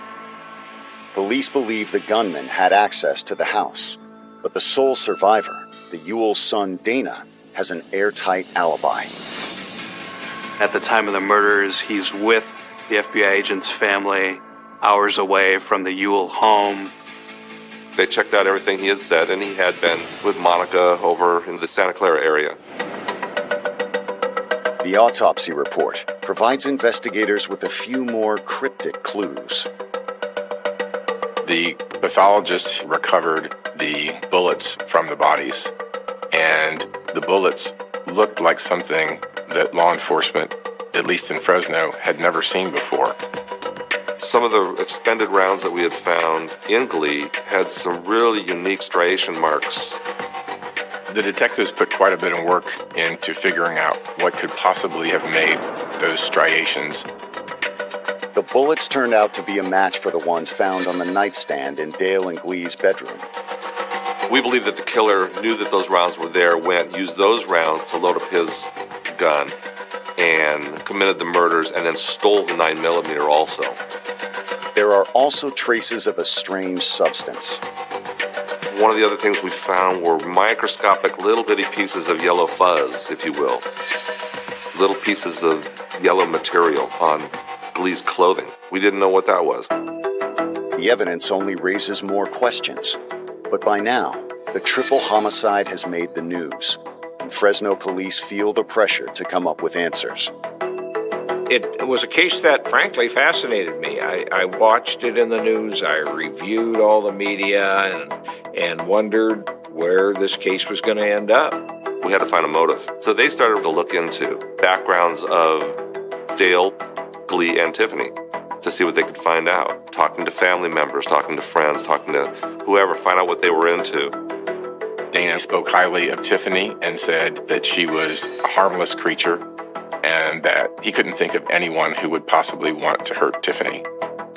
She was Daddy's little girl. She was very protected by her parents. She had apparently been in an accident when she was younger and received some trauma to her brain.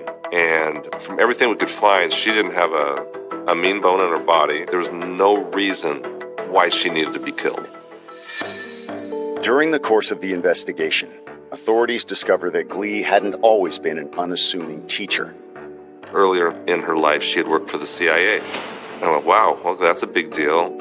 So that was something they looked into. And it turned out not to be a covert type of position in the CIA. It was something a little less glamorous. In recent years, she'd become an outspoken civic activist. Was it possible she'd made enemies of the wrong people? Glee was in a position of power, serving on a high-level state bar committee, and was involved in decision-making that could have led someone to become very upset with her. People do crazy things, and we didn't know if maybe someone who wanted to be a judge got passed over and just got fed up with it. We had to eliminate those people as possible suspects. As investigators dig further, they find out Dale was in business with some dangerous people as well. He took over a business from a guy who went to prison. The person who owned Western Piper apparently had gotten some problems with running drugs with planes, and Dale swooped in and bought the company out from under him. The detectives were wondering at the time, is he mad that he lost this business the way he did? Were the Ewells executed on the orders of a drug runner? There was a lot of territorial gang violence where gangs were fighting over where the lines were drawn for their territory. We had the Bloods, we had the Crips, we have NF, or Nuestra Familia. We had an influx of Asian gangs when the Hmongs came into the Central Valley, and a lot of them settled in the Fresno area. But one of our biggest problems was the Bulldog gang. They've been a thorn in the side of law enforcement for a long time in this area. They were kind of independent from everybody else, and there's different sects. They really have no hierarchy. They fight each other. They've been a problem in the Fresno County area for a long time. Gang murders were pretty much at an all-time high. I believe the murders that year were over 100. Detectives learned that Dale's plane was stolen the day after the murders. They immediately put out an alert, hoping it might connect them to the cartels. But instead, the lead takes them somewhere unexpected. Dale apparently had a plane at Western Piper who belonged to an attorney out of Las Vegas. And apparently the plane had needed some work done. The attorney had actually gone and got his plane. He went and jumped in and got his plane out of there. The timing was really bad on the attorney's part. That's something that they talked to him about. He was interviewed, and that was put to rest. Fresno police have hit a dead end at every turn so far. But have they been asking the right questions? All the possible motives, it really comes back to who's going to benefit from this. Coming up, one name keeps coming back to the top of their list. He studied billionaires. He wrote to billionaires. He asked for jobs with people who were billionaires.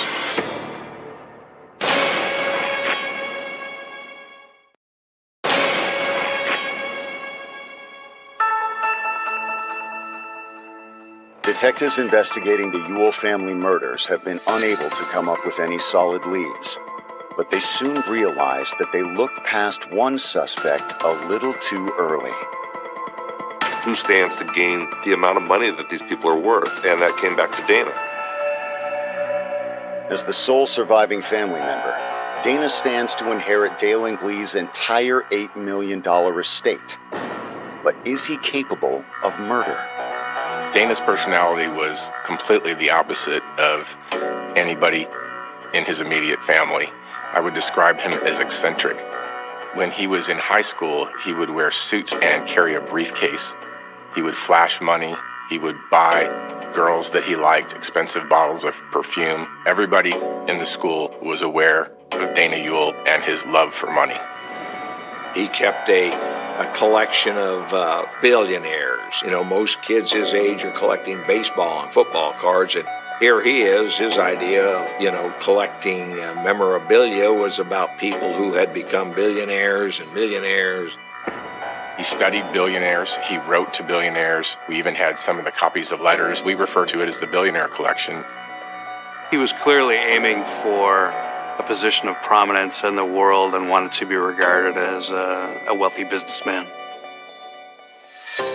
Investigators have already confirmed Dana was nowhere near his family's home the day of the murders. But his behavior begins to raise suspicion, starting with the funerals. He was very cheap about buying coffins for his family members, and the way he reacted at the funeral by treating it more like a social event than the way that you would expect any normal human being to act. He was working the room. He commented on a lady's diamond ring. He was not acting like the grieving son.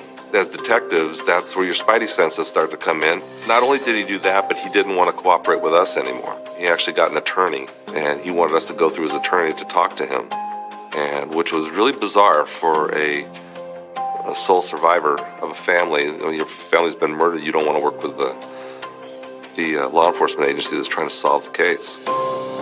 He acts even more strangely at the reading of the will. Dana found out for the first time that his father had set up the trust so that he would not get any money until he was 35, which was more than a decade away. He jumped up and he slammed his hand on the table and he said, "Why did my father do this to me?"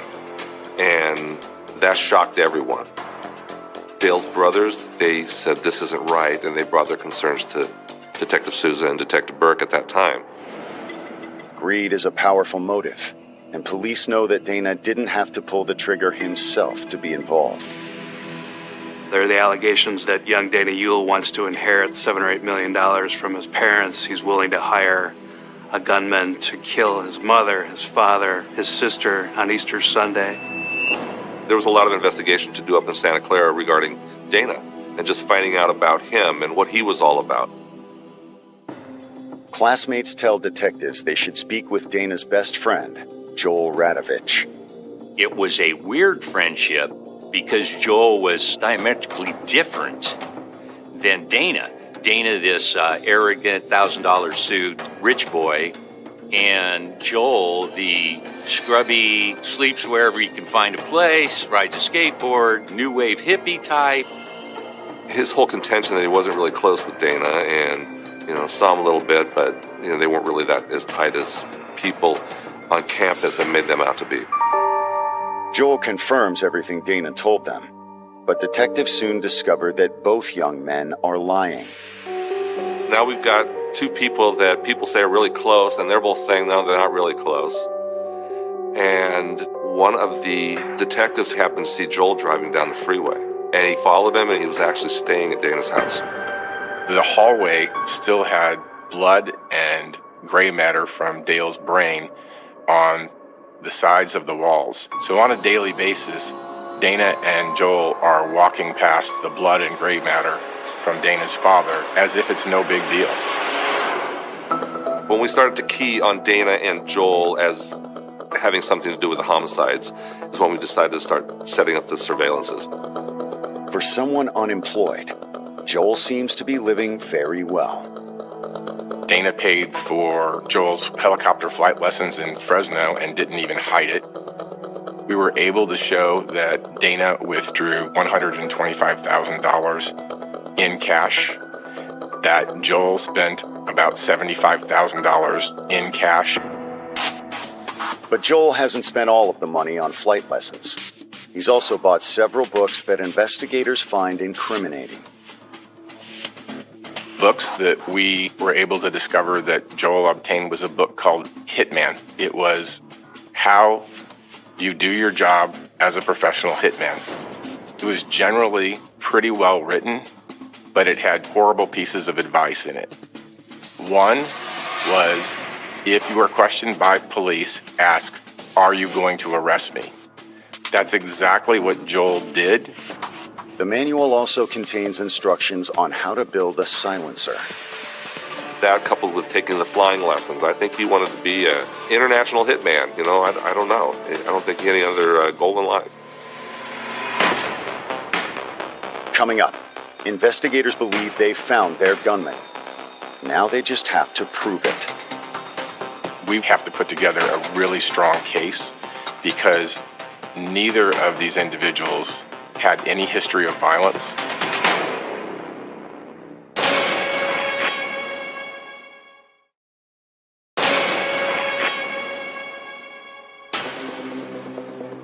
After a year of investigation, Fresno police are tracking two suspects in the brutal murders of the Ewell family.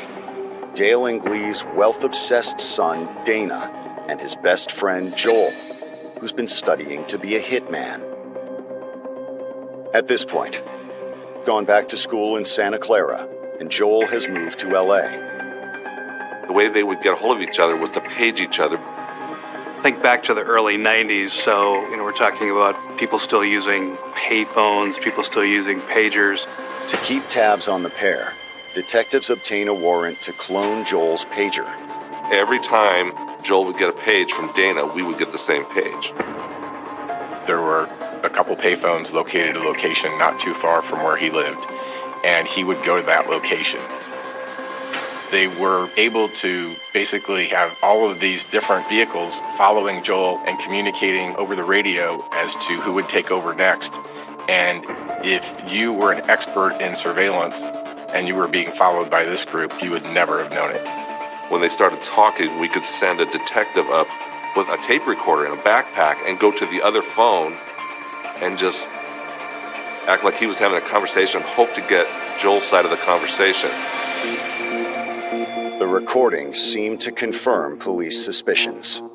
He referred to the three-shirt deal, meaning the three family members, and that he needed money and he needed to get out of town.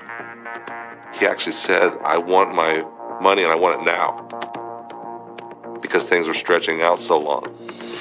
Dana was extremely careful on where he would go, what payphones he would go to, unlike Joel. So it was a little more difficult to get Dana's side of the conversation. So on May 13th, 1993, investigators paid Dana a visit to try and rattle him. So they decided to go to Santa Clara University and knock on Dana's dorm door. And Chris Curtis looked at him and said, "We know who killed your family. It was Joel Radosich."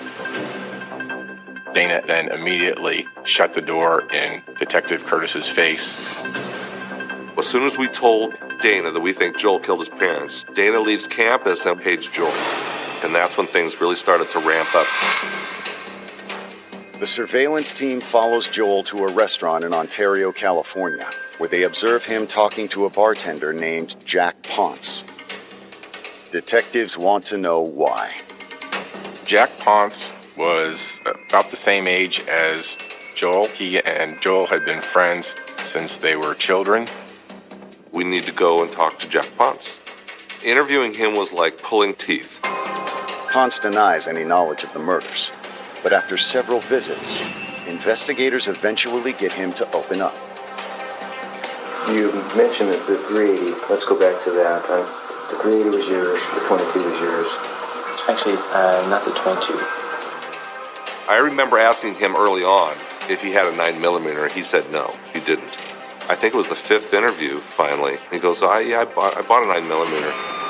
I go, what kind of 9mm did you have? Oh, it's an 18-9. It's a really nasty-looking gun. He said he had bought it to shoot squirrels in the attic, which was quite a gun to shoot squirrels with. Ponce conveniently claims that the gun had been stolen. Hoping to prove it was the murder weapon, investigators compare several AT-9 barrels with the bullet markings from the crime scene. It just turns out that this particular gun had a very unique twist in the barrel. The criminalists then recreated the exact silencer that the book described, got an AT-9, and then fired numerous rounds through that silencer. And that silencer is made with PVC pipe, and you stack it with tennis balls and steel wool. The striation mark came out. They were almost identical to the striation marks on the bullets that were recovered in Glee's body. The test also explains the fuzzy material found on Glee's clothing. The fuzz was pieces of tennis ball. The little yellow tennis balls. Ponce is immediately arrested. It doesn't take him long to turn on Joel Radovich. He basically spilled it that he had bought the gun, and for Joel. Ponce says Joel told him exactly how he committed the murders while they were getting rid of the gun. Joel made the decision to tell Jack what happened. Not because he was confessing, but because you're in this too, buddy, and you need to keep your mouth shut. Joel said, I shaved all the hair off my body except for my eyelashes and my eyebrows so I wouldn't leave any trace, and I was sitting on a plastic sheet waiting for the three to come home. There were so many different facts that Jack Ponce knew that he couldn't have known on his own through the media or from anybody but Joel Radovich. That level of planning that went into the murders was just something that Fresno hadn't experienced. Ponce even agrees to show investigators where to find the murder weapon. Joel gave a bag of gun parts, the murder weapon plus the 9mm that was stolen from the scene, to Jack Ponce to get rid of. Jack said he had thrown the parts at a variety of places down in San Fernando Valley, and the barrel of the murder weapon, he said he buried it in a vacant lot in Reseda. 3 years after the murders, who knows at that point if an apartment building or a house has been built on that lot. He's handcuffed and shackled. He looks down, he goes, right about here. 2 shovels full, we hit something. Started digging around, it was the barrel. You get that piece of information that you know, that aha moment when you go, this son of a bitch did it. Coming up, investigators are close to making arrests. But will the rich kid get away with murder? People will look on the outside and say, well, this will be an easy trial. It was not an easy trial.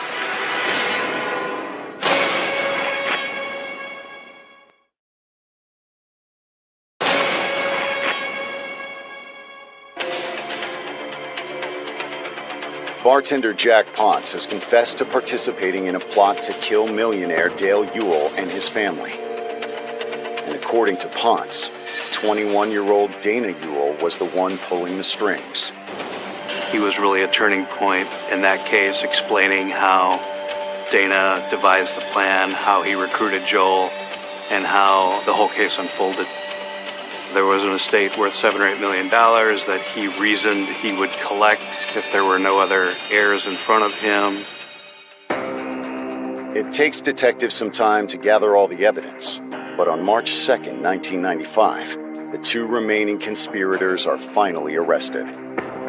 It took 3 years before investigators could arrest Dana and Joel. Part of that is Dana's alibi, backed up by an FBI agent.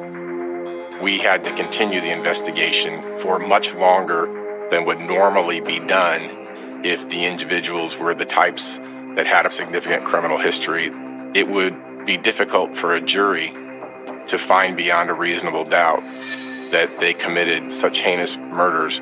It was 3 counts of murder with 3 special circumstances, so it was a death penalty case. A string of motions and appeals tie up the case for several more years. Prosecutors used the time to build a stronger case. This case was like a 1,000-piece jigsaw puzzle. There were 162 witnesses who testified in this trial. It was building block upon building block. They laid out a very clear timeline of how Dana organized it with his friend Joel. He provided himself an alibi by going and seeing his girlfriend and having dinner with her family, and her father was an FBI agent. In 1997, Dana Ewell and Joel Radovich stand trial. Prosecutors come armed with a money trail they use to argue that Dana paid to have his family killed. We were able to show that Joel was given $125,000 in cash by Dana for no apparent reason other than tying him to the murders. Joel wants to be a hitman. Then you look at Dana and he hires everybody to do his dirty work. Throwing the money out there. Their star witness, Jack Ponce, provides the jury with all the details of the plot. But the defense argues that Ponce is an unreliable witness who is only implicating Dana in exchange for immunity. Anytime a witness is given immunity, their credibility is going to be suspect. Dana's attorneys took the tack that you can't believe a word that Ponce says.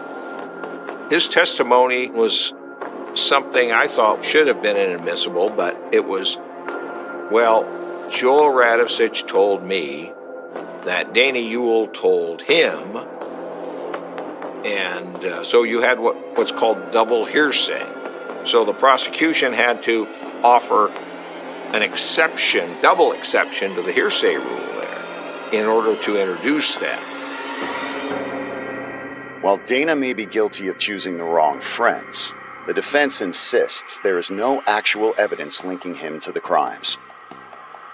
They had what you would call guilt by association, the relationship between my client and Joel Radovich.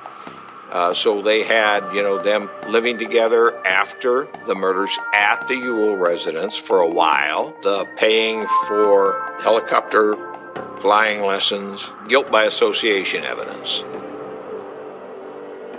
After an 8-month trial, the jury finally renders a verdict. It may have been one of the longest deliberations in a criminal case in Fresno County history. We returned guilty on all counts and also guilty on all enhancements and allegations. Some people cried, some people laughed, a whole range of emotions because it was such a long case. However, there's one thing the jury can't agree on. In California, it has to be a unanimous death verdict. This wasn't, so that left them with the only thing of life without parole, which is mandatory on a death case if the jury can't decide on death. I was extremely glad that I didn't have to sign that verdict as the foreman sentencing them to death. I was very relieved. Now, I had voted the death penalty, but I was glad I didn't have to sign that paper with my name. To investigators, it's a fitting sentence. In his greed, Dana Ewell had been willing to do anything to become a billionaire. Instead, he destroyed his family and lost everything, including his freedom. To see a family massacred and then ultimately by a child strips away a bit of the veneer of our comfort, of our society.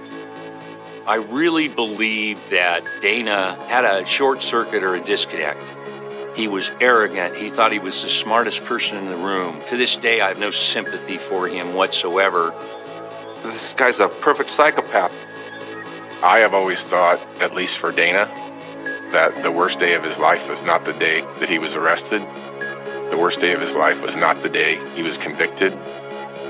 The worst day was the day his last appeal expired. And now he knows every day for the rest of his life, his home is prison.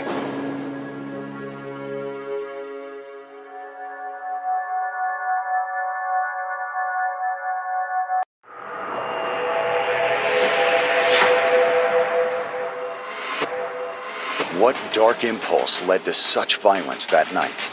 one of them saw them in bed together.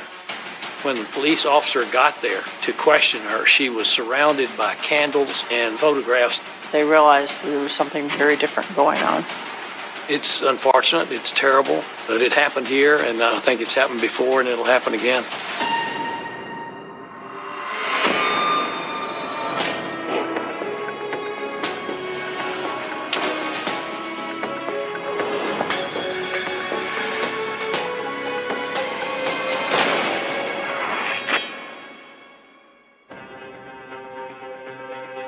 October 2nd, 1999, Westlake Hills, Texas. It's early Saturday morning in this suburban community of 3,000, just minutes away from Austin. It's a very upscale, very low crime area. Unusual to have really very many calls for service at all in that area. But several hours before dawn, Deputy Greg Truitt's radio crackles to life. It was like 2:30, 3 in the morning. I was driving just outside the city of Westlake in the Travis County area, and a call came out. A man called 911 saying that he woke. He said to the operator he didn't know had exploded and his guts were spilling out. They get the ambulance crews en route. I was very close. Another deputy and I arrived at the residence at the same time. It's a very nice house. It was an architect-designed house. It was a split level, very nice place on a large tract of land, almost on a hilltop, very secluded. We'd knock on the door, no answer. So we began just doing a perimeter check of the house, and sure enough, the first windows and door we come to were the bedroom where the caller was in bed, still on his phone when we got there. I think he was still talking to the dispatchers. And he's clenching his hands over his stomach, which was very large. That's when a lady appeared from the other portion of the house in night clothes. The man in distress is an Austin media mogul and millionaire named Stephen Beard. The woman, Stephen's wife Celeste, is soon joined by her teenage daughter Christina. They were asleep on the other side of the house, which is a rather large home. They heard the sirens and saw the flashing lights. And that's when they learned that something had happened to Stephen. She just immediately started screaming, "Don't let him die, don't let him die." I mean, just pleading with us to handle the problem, whatever it was. 75-year-old Stephen Beard didn't start life as a millionaire. Steve grew up in the Dallas-Fort Worth area and not a wealthy family, and he was trained and taught and believed in hard work. Eventually, he worked his way up into advertising, and then eventually he decided that he wanted to start a TV station. He was a self-made man. He started a television station from scratch in Austin and built it up to be one of the major television stations in Austin, and sold it at a tremendous profit. After Steve sold the TV station, he became a multi-millionaire. I think the TV station sold for about $54 million. He got about a third of that. But then he also had some nice real estate. But despite his millions, by 1993, Stephen had experienced his share of hardship. His wife, the mother of his children, died of cancer. After her death, he was heartbroken, but his kids loved him and surrounded him. His friends loved him and surrounded him. One of those friends was 32-year-old Celeste Martinez, who Stephen met during his wife's long illness. He would go to the Austin Country Club, where he was a member, and have dinner, and that was his time to see people. Celeste was a waitress then at the Austin Country Club, and that's how they originally met. And they quickly went from talking to dating in a very short time. He was, by every description of his friends, funny and fun. Celeste is a very attractive woman, blonde, bubbly, funny, and I think they just hit it off very well. They did not date for very long before they were married at the same country club where Stephen Beard had met then Celeste Martinez. The whirlwind romance caught friends and family by surprise, but the couple didn't care. There was a major age difference between them, but they were in love. He loved her, she loved him. He was about 70 years old, and she was in her early 30s. He was very drawn to this person who made him happy and made him feel good. He was a person who had a big personality, enjoyed life, enjoyed being with his friends and family. Stephen felt so strongly about family that he formally adopted Celeste's teenage twin daughters, Christina and Jennifer. This was just something that Stephen wanted to do and wanted to make it clear to them that they were part of his family. They called him Big Daddy. That was what his co-workers and friends called him, was Big Daddy. To house his new family, Big Daddy built a magnificent new mansion in Westlake Hills.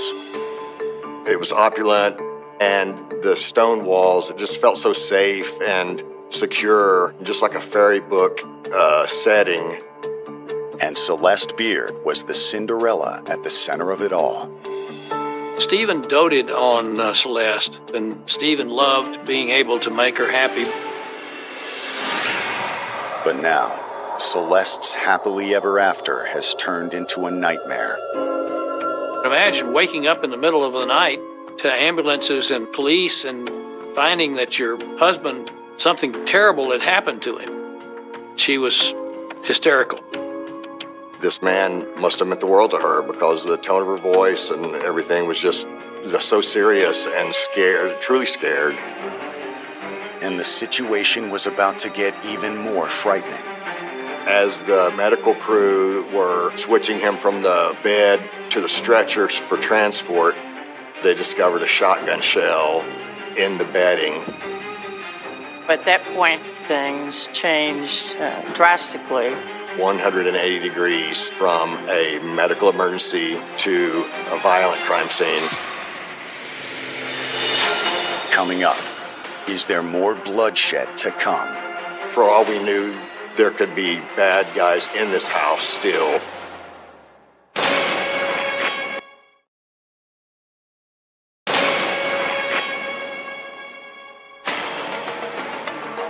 Police responding to a 911 call from millionaire media mogul Stephen Beard have just found a spent shotgun shell in the injured man's bed. It came out originally as a medical call. Then they realized that something else was going on, that instead he had actually been shot.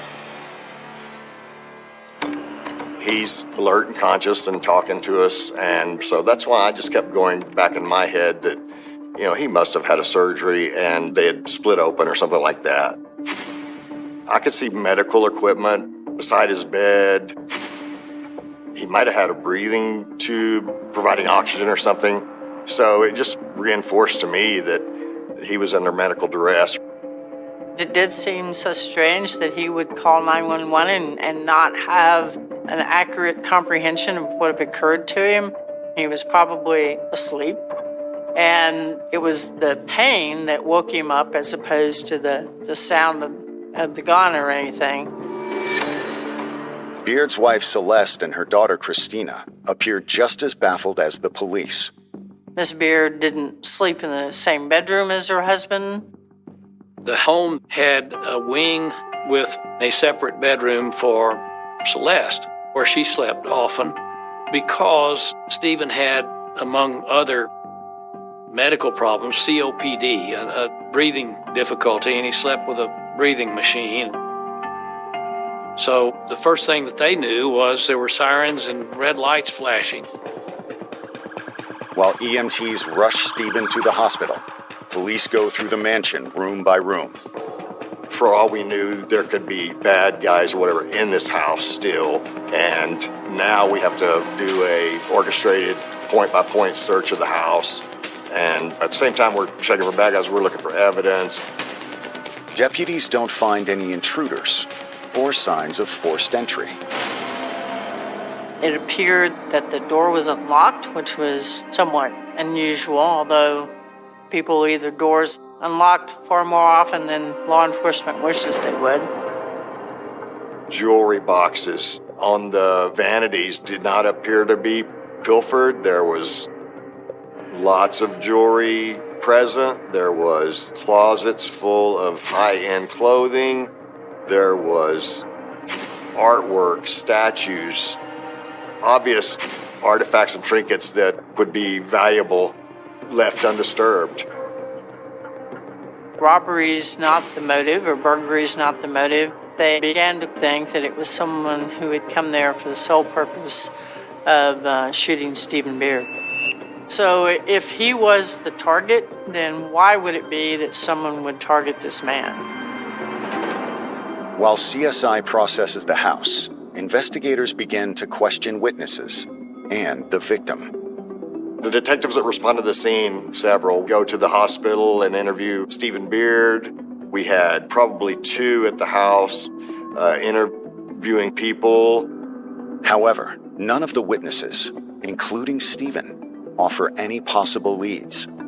He couldn't understand why he would be shot. It wasn't like he, upon realizing that it actually was a gunshot wound, that, he immediately gave us a list of people to look at. There wasn't any talk of having enemies or anyone having idea who would do something like this or why they would do that. He was a respected man in the community, a successful guy, so everything was a mystery. He didn't appear to be someone who would have anyone who would have some sort of vengeance against him, some reason to harm him. So then you start, looking to see what could this possibly be.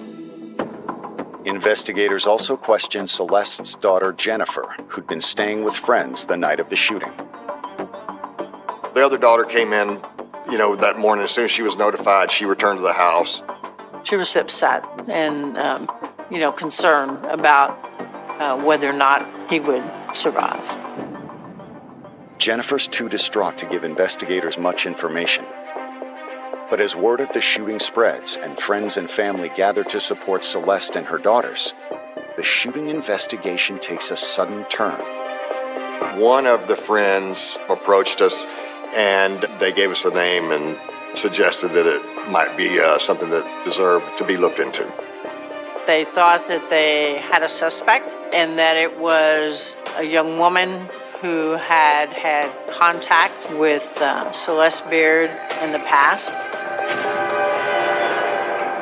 The woman's name is Tracy Tarleton. And when investigators follow up with Celeste's daughters, they confirm that there was no love lost between Tracy and their adopted dad. Stephen did not approve of Tracy Tarleton, and Stephen was pretty perceptive about what he thought Tracy Tarleton was after, and that is Tracy Tarleton was after Celeste. Coming up, did a love triangle become a ticking time bomb? What we found was that she had, and this is her word, recruited married women who were not happy to be her lovers.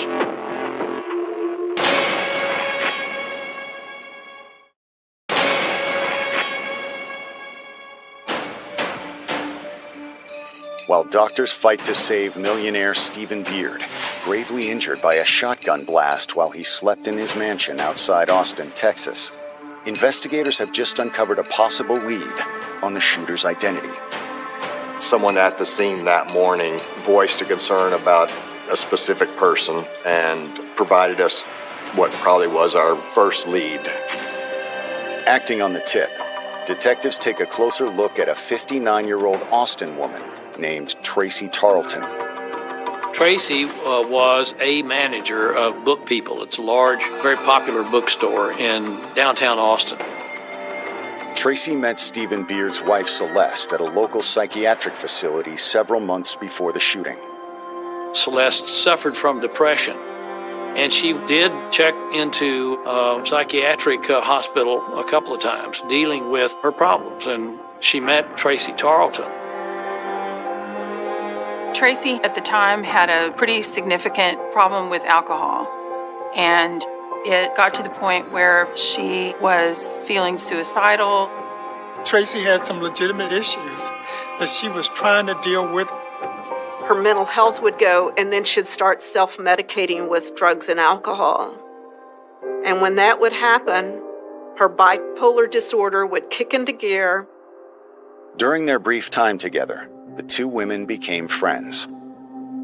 Celeste felt sorry for Tracy. Tracy's not very attractive physically. Celeste felt sorry for her. Tracy is funny, and Tracy is bright. I think they had similar sense of humors, that they could get along. After they were both out of the hospital, they did continue a friendship. Because of the communications they were having, long phone calls, Stephen Beard realized that Celeste Beard was involved in some kind of what seemed to be a very serious friendship to him at the time with Tracy Tarleton. But he at that point had never met Tracy Tarleton. That changed in August of 1999, a little more than a month before the shooting. Stephen Beard decides he wants to meet this person who seems to be such an integral part of his wife's life. And then Celeste Beard invites Tracy over. Stephen Beard is friendly toward Tracy, welcomes her into his home, cooks dinner for them. But after dinner, while Tracy and Celeste are sitting outside, things took an unexpected turn. Tracy was drunk and trying to kiss Celeste. Christina sees them kiss. And then she goes to tell Steve what she witnessed. Stephen Beard confronts Tracy and tells her she needs to leave. He's not violent about it. He doesn't throw her out of the house. He tells her she needs to leave, and she does leave. She had stormed out of the house, and she was arrested that night by the Austin police. The charge was driving while intoxicated. Now investigators wonder, had Celeste's would-be lover sought her revenge? Tracy is having these mental issues, a very fragile person emotionally, and she meets Celeste Beard, and she falls in love with Celeste Beard. Tracy firmly believed the thing standing between her everlasting happiness with Celeste was Stephen Beard. When confronted by police, Tracy doesn't deny shooting Stephen. When the investigating officers went to Tracy Tarleton's home in South Austin, she was surrounded by candles and photographs of Celeste, obsessed with Celeste. She turned over the shotgun to him. I suppose she knew that the jig was up, that she was caught. Investigators take Tracy into custody and then inform Celeste that her friend has been arrested. It was devastating for her. Celeste didn't want to believe that Tracy had been the one that had done this because she tried to be a friend to Tracy, and she was in denial for a long time until they tested ballistics. You can actually test ballistics of a shotgun shell. Were able to tell that the shotgun shell that was found on the floor of Stephen's bedroom was fired by the gun that Tracy Tarleton had. While the prosecutors build their case against Tracy, Stephen struggles to overcome his devastating injuries. He was in the hospital a couple months. Celeste visited him as much as she could on a daily basis. She had an anticipation of him being released from the hospital, wheelchair ramps made, looking forward to getting him home again where she could take care of him. But Stephen never fully recovers from his wound and dies in the hospital on January 22nd, 2000. The medical examiner said it was caused by pulmonary embolism related to him being shot. Therefore, the cause of death is the gunshot. Before Stephen's death, she was charged with aggravated assault and injury to an elderly individual. After Stephen's death, Tracy was charged with capital murder. Coming up, A young widow goes to any lengths to get a fresh start on love. We found that Stephen was her fourth marriage. Then you began to wonder if there was perhaps a more sinister connection.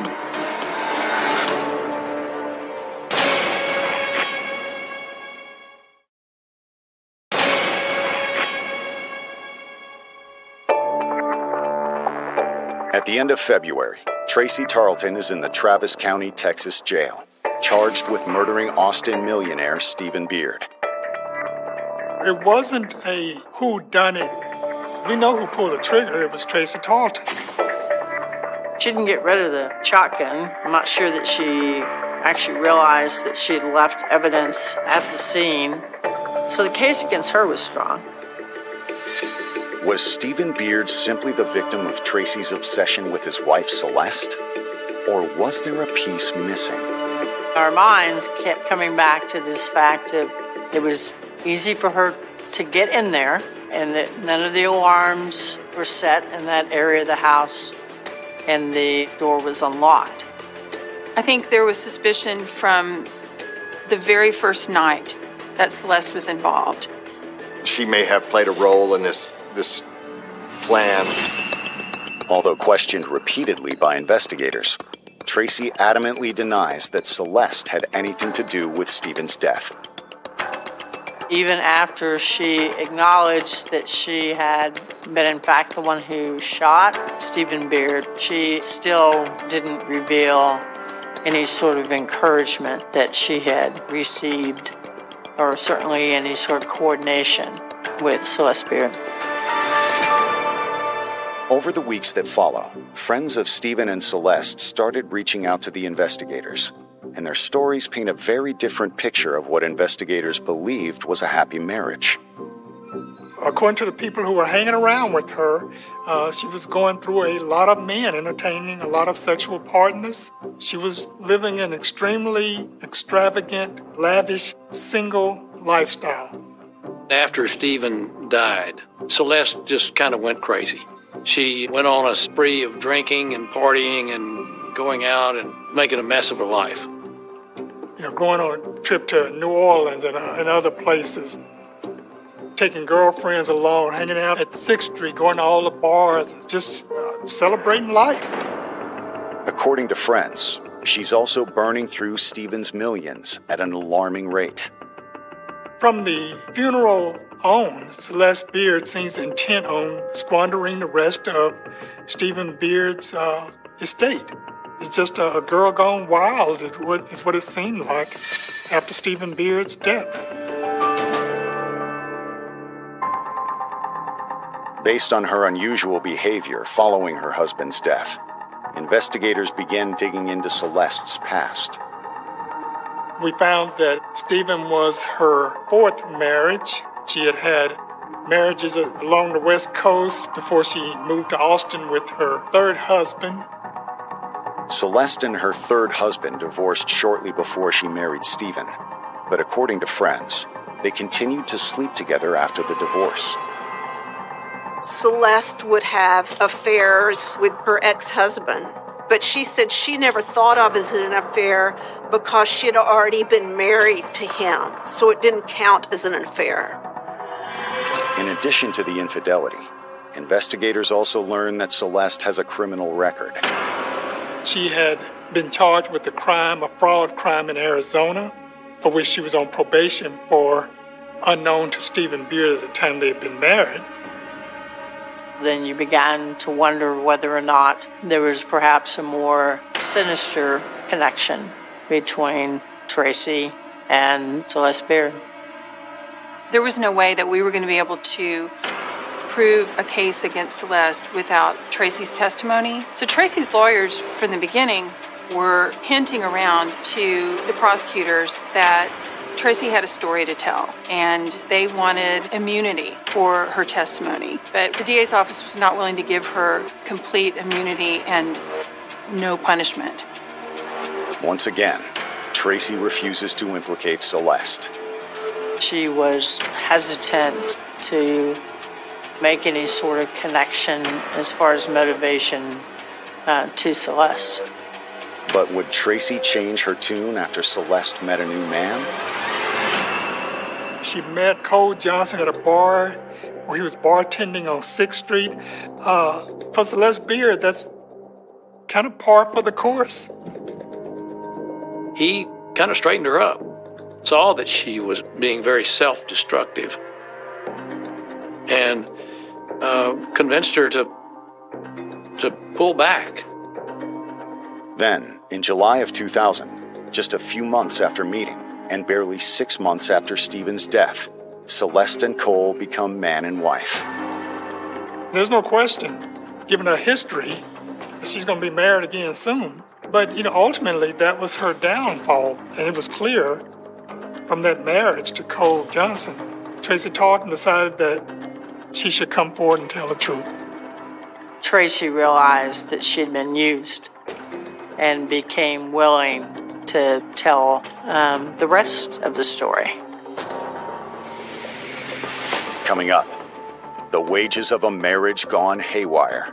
Celeste despised the fact that she had to have a sexual relationship with him.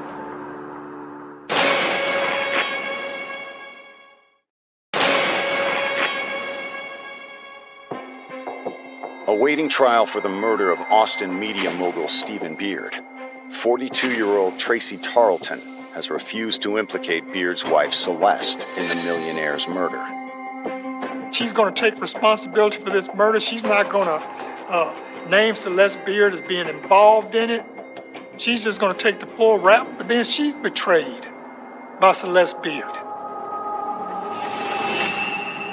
A few months after Stephen's death, Celeste meets a bartender named Cole Johnson, and he becomes her fifth husband.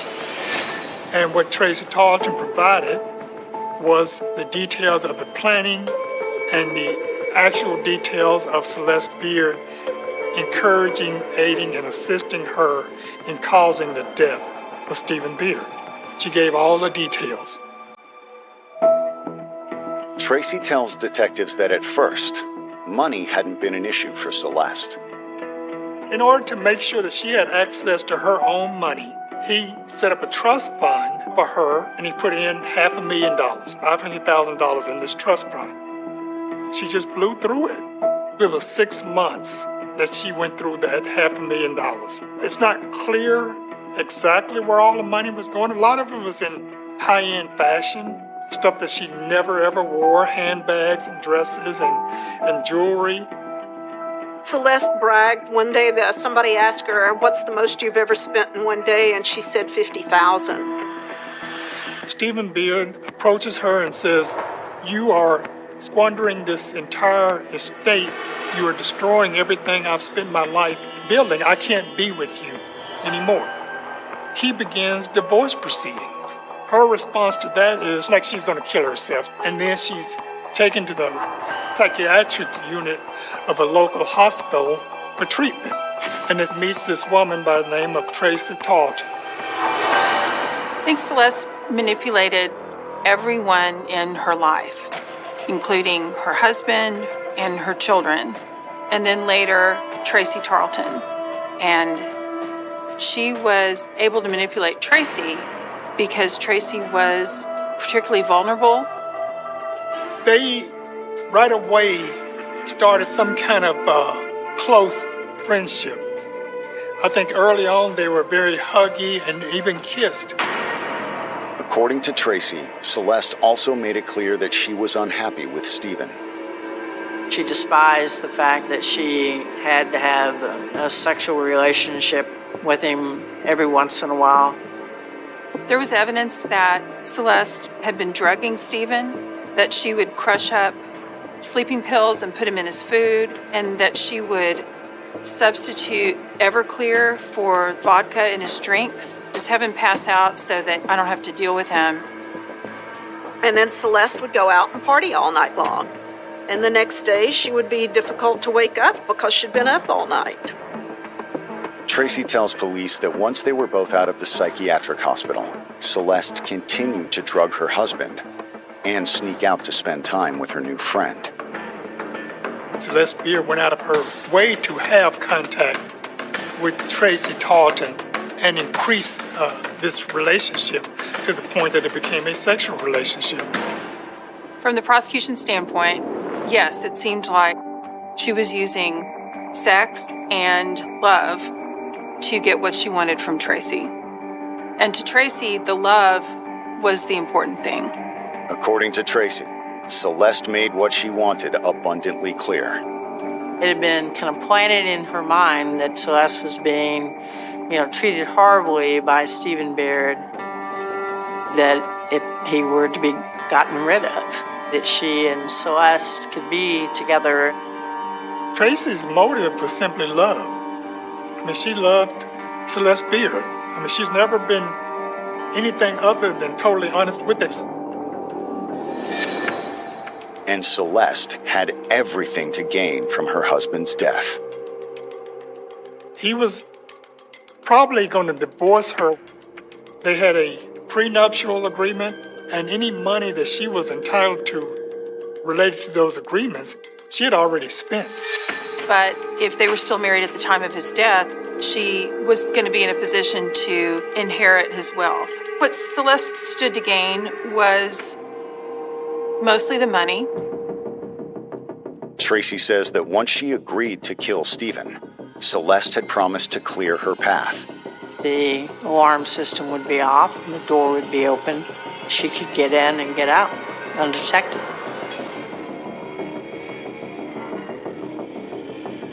She came into the bedroom, shot him in the stomach, and then left. But she'd failed to kill Stephen outright and left a vital piece of evidence behind. It was a very poorly planned shooting. She used a 20-gauge shotgun with birdshot. The only shell that was fired ejected, and it was left there. Tracy Tarleton pulled the trigger. The evidence clearly shows that. But the only reason Tracy Tarleton pulled the trigger in this case was because of Celeste Beard. Once Tracy flipped and agreed to testify against Celeste, then the prosecution got an indictment against Celeste and had her arrested. She was charged with capital murder. The automatic punishment if you're found guilty is life in prison. Coming up, a dramatic trial becomes a loving parent's worst nightmare. Just for Celeste to sit in the courtroom, it destroyed her.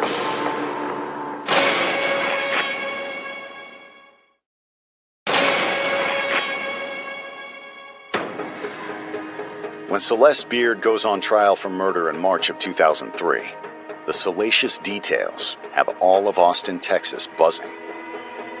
You had a person who hoped to be a rich heiress with this lesbian lover who ultimately murders her rich older husband by shotgun.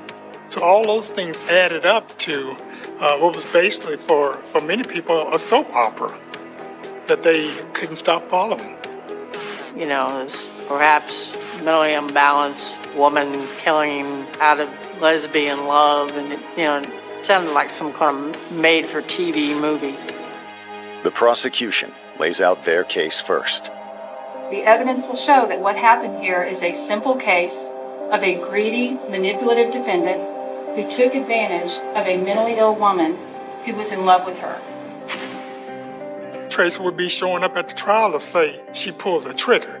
So the question of the trial was, why would Tracy Tarleton kill Stephen Beard? Was there somebody who encouraged her, aided her, assisted her, who pushed her to pull the trigger? And so our case focused on proving the relationship between Tracy Tarleton and Celeste Beard. Her testimony came across as very believable because she did not minimize her involvement in it. And she acknowledged right up front that she had committed this murder, that she had done this thing that was wrong, and that she deserved to be punished for it. She also has some surprising backup. Both daughters, Jennifer and Christina, testified against their mother. They really corroborated some things that even Tracy had said, and so it helped to bolster Tracy's testimony. They understood and witnessed that this was a actual romantic relationship. One of them saw them in bed together. One of them saw them kissing on at least a couple of occasions. Her daughter's testimony is a cruel blow for Celeste. He was our dad. We loved him. And he took him away from us. Celeste was crushed that they turned against her. Just for Celeste to sit in the courtroom with her daughter on the witness stand talking about things that would hurt Celeste, it destroyed her. But when it's the defense's turn, they claim that Celeste's daughters had their own motive to betray their mother. The daughters did this thinking that they would get more of Stephen's inheritance. I think the defense tried to also kind of paint them as, angry teenagers striking out against their mother. Tracy knew that the defense's whole case also depended on attacking her. And so their strategy was to attack her as mentally ill and delusional and predatory. We believe that the evidence will show you Tracy Tarleton is not worthy of belief. Tracy was delusional. The delusion was that she and Celeste were lovers. Celeste denied it. Celeste had resisted her advances. The defense tried to kind of paint her as some mentally unbalanced person who had this affection that was not returned and that she was acting clearly on her own. Will it be enough to convince the jury that Celeste is innocent? The jury was out several days. I was very hopeful. The longer a jury deliberates, the more you know that there are members of the jury that have a different view from the prosecution. Finally, after nearly 3 days of deliberation, the jury makes its decision. The jury came back with a guilty on capital murder.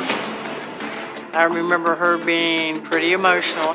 She really had thought she was going to get away with it. Instead of enjoying Stephen's millions, Celeste will most likely spend the rest of her life in prison. Capital murder is automatic life sentence. So she has an eligibility for parole, but it's, like another 20 plus years from now. In exchange for her testimony, Tracy receives a 20-year sentence with the possibility of parole in 10 years. Steve's family was involved in the decision to offer Tracy a deal. They felt like Tracy is not a person who would have done this on her own. You have a gentle soul who's pushed to this crazy act of murder. And she causes this death that she's going to have wear on her soul for the rest of her life.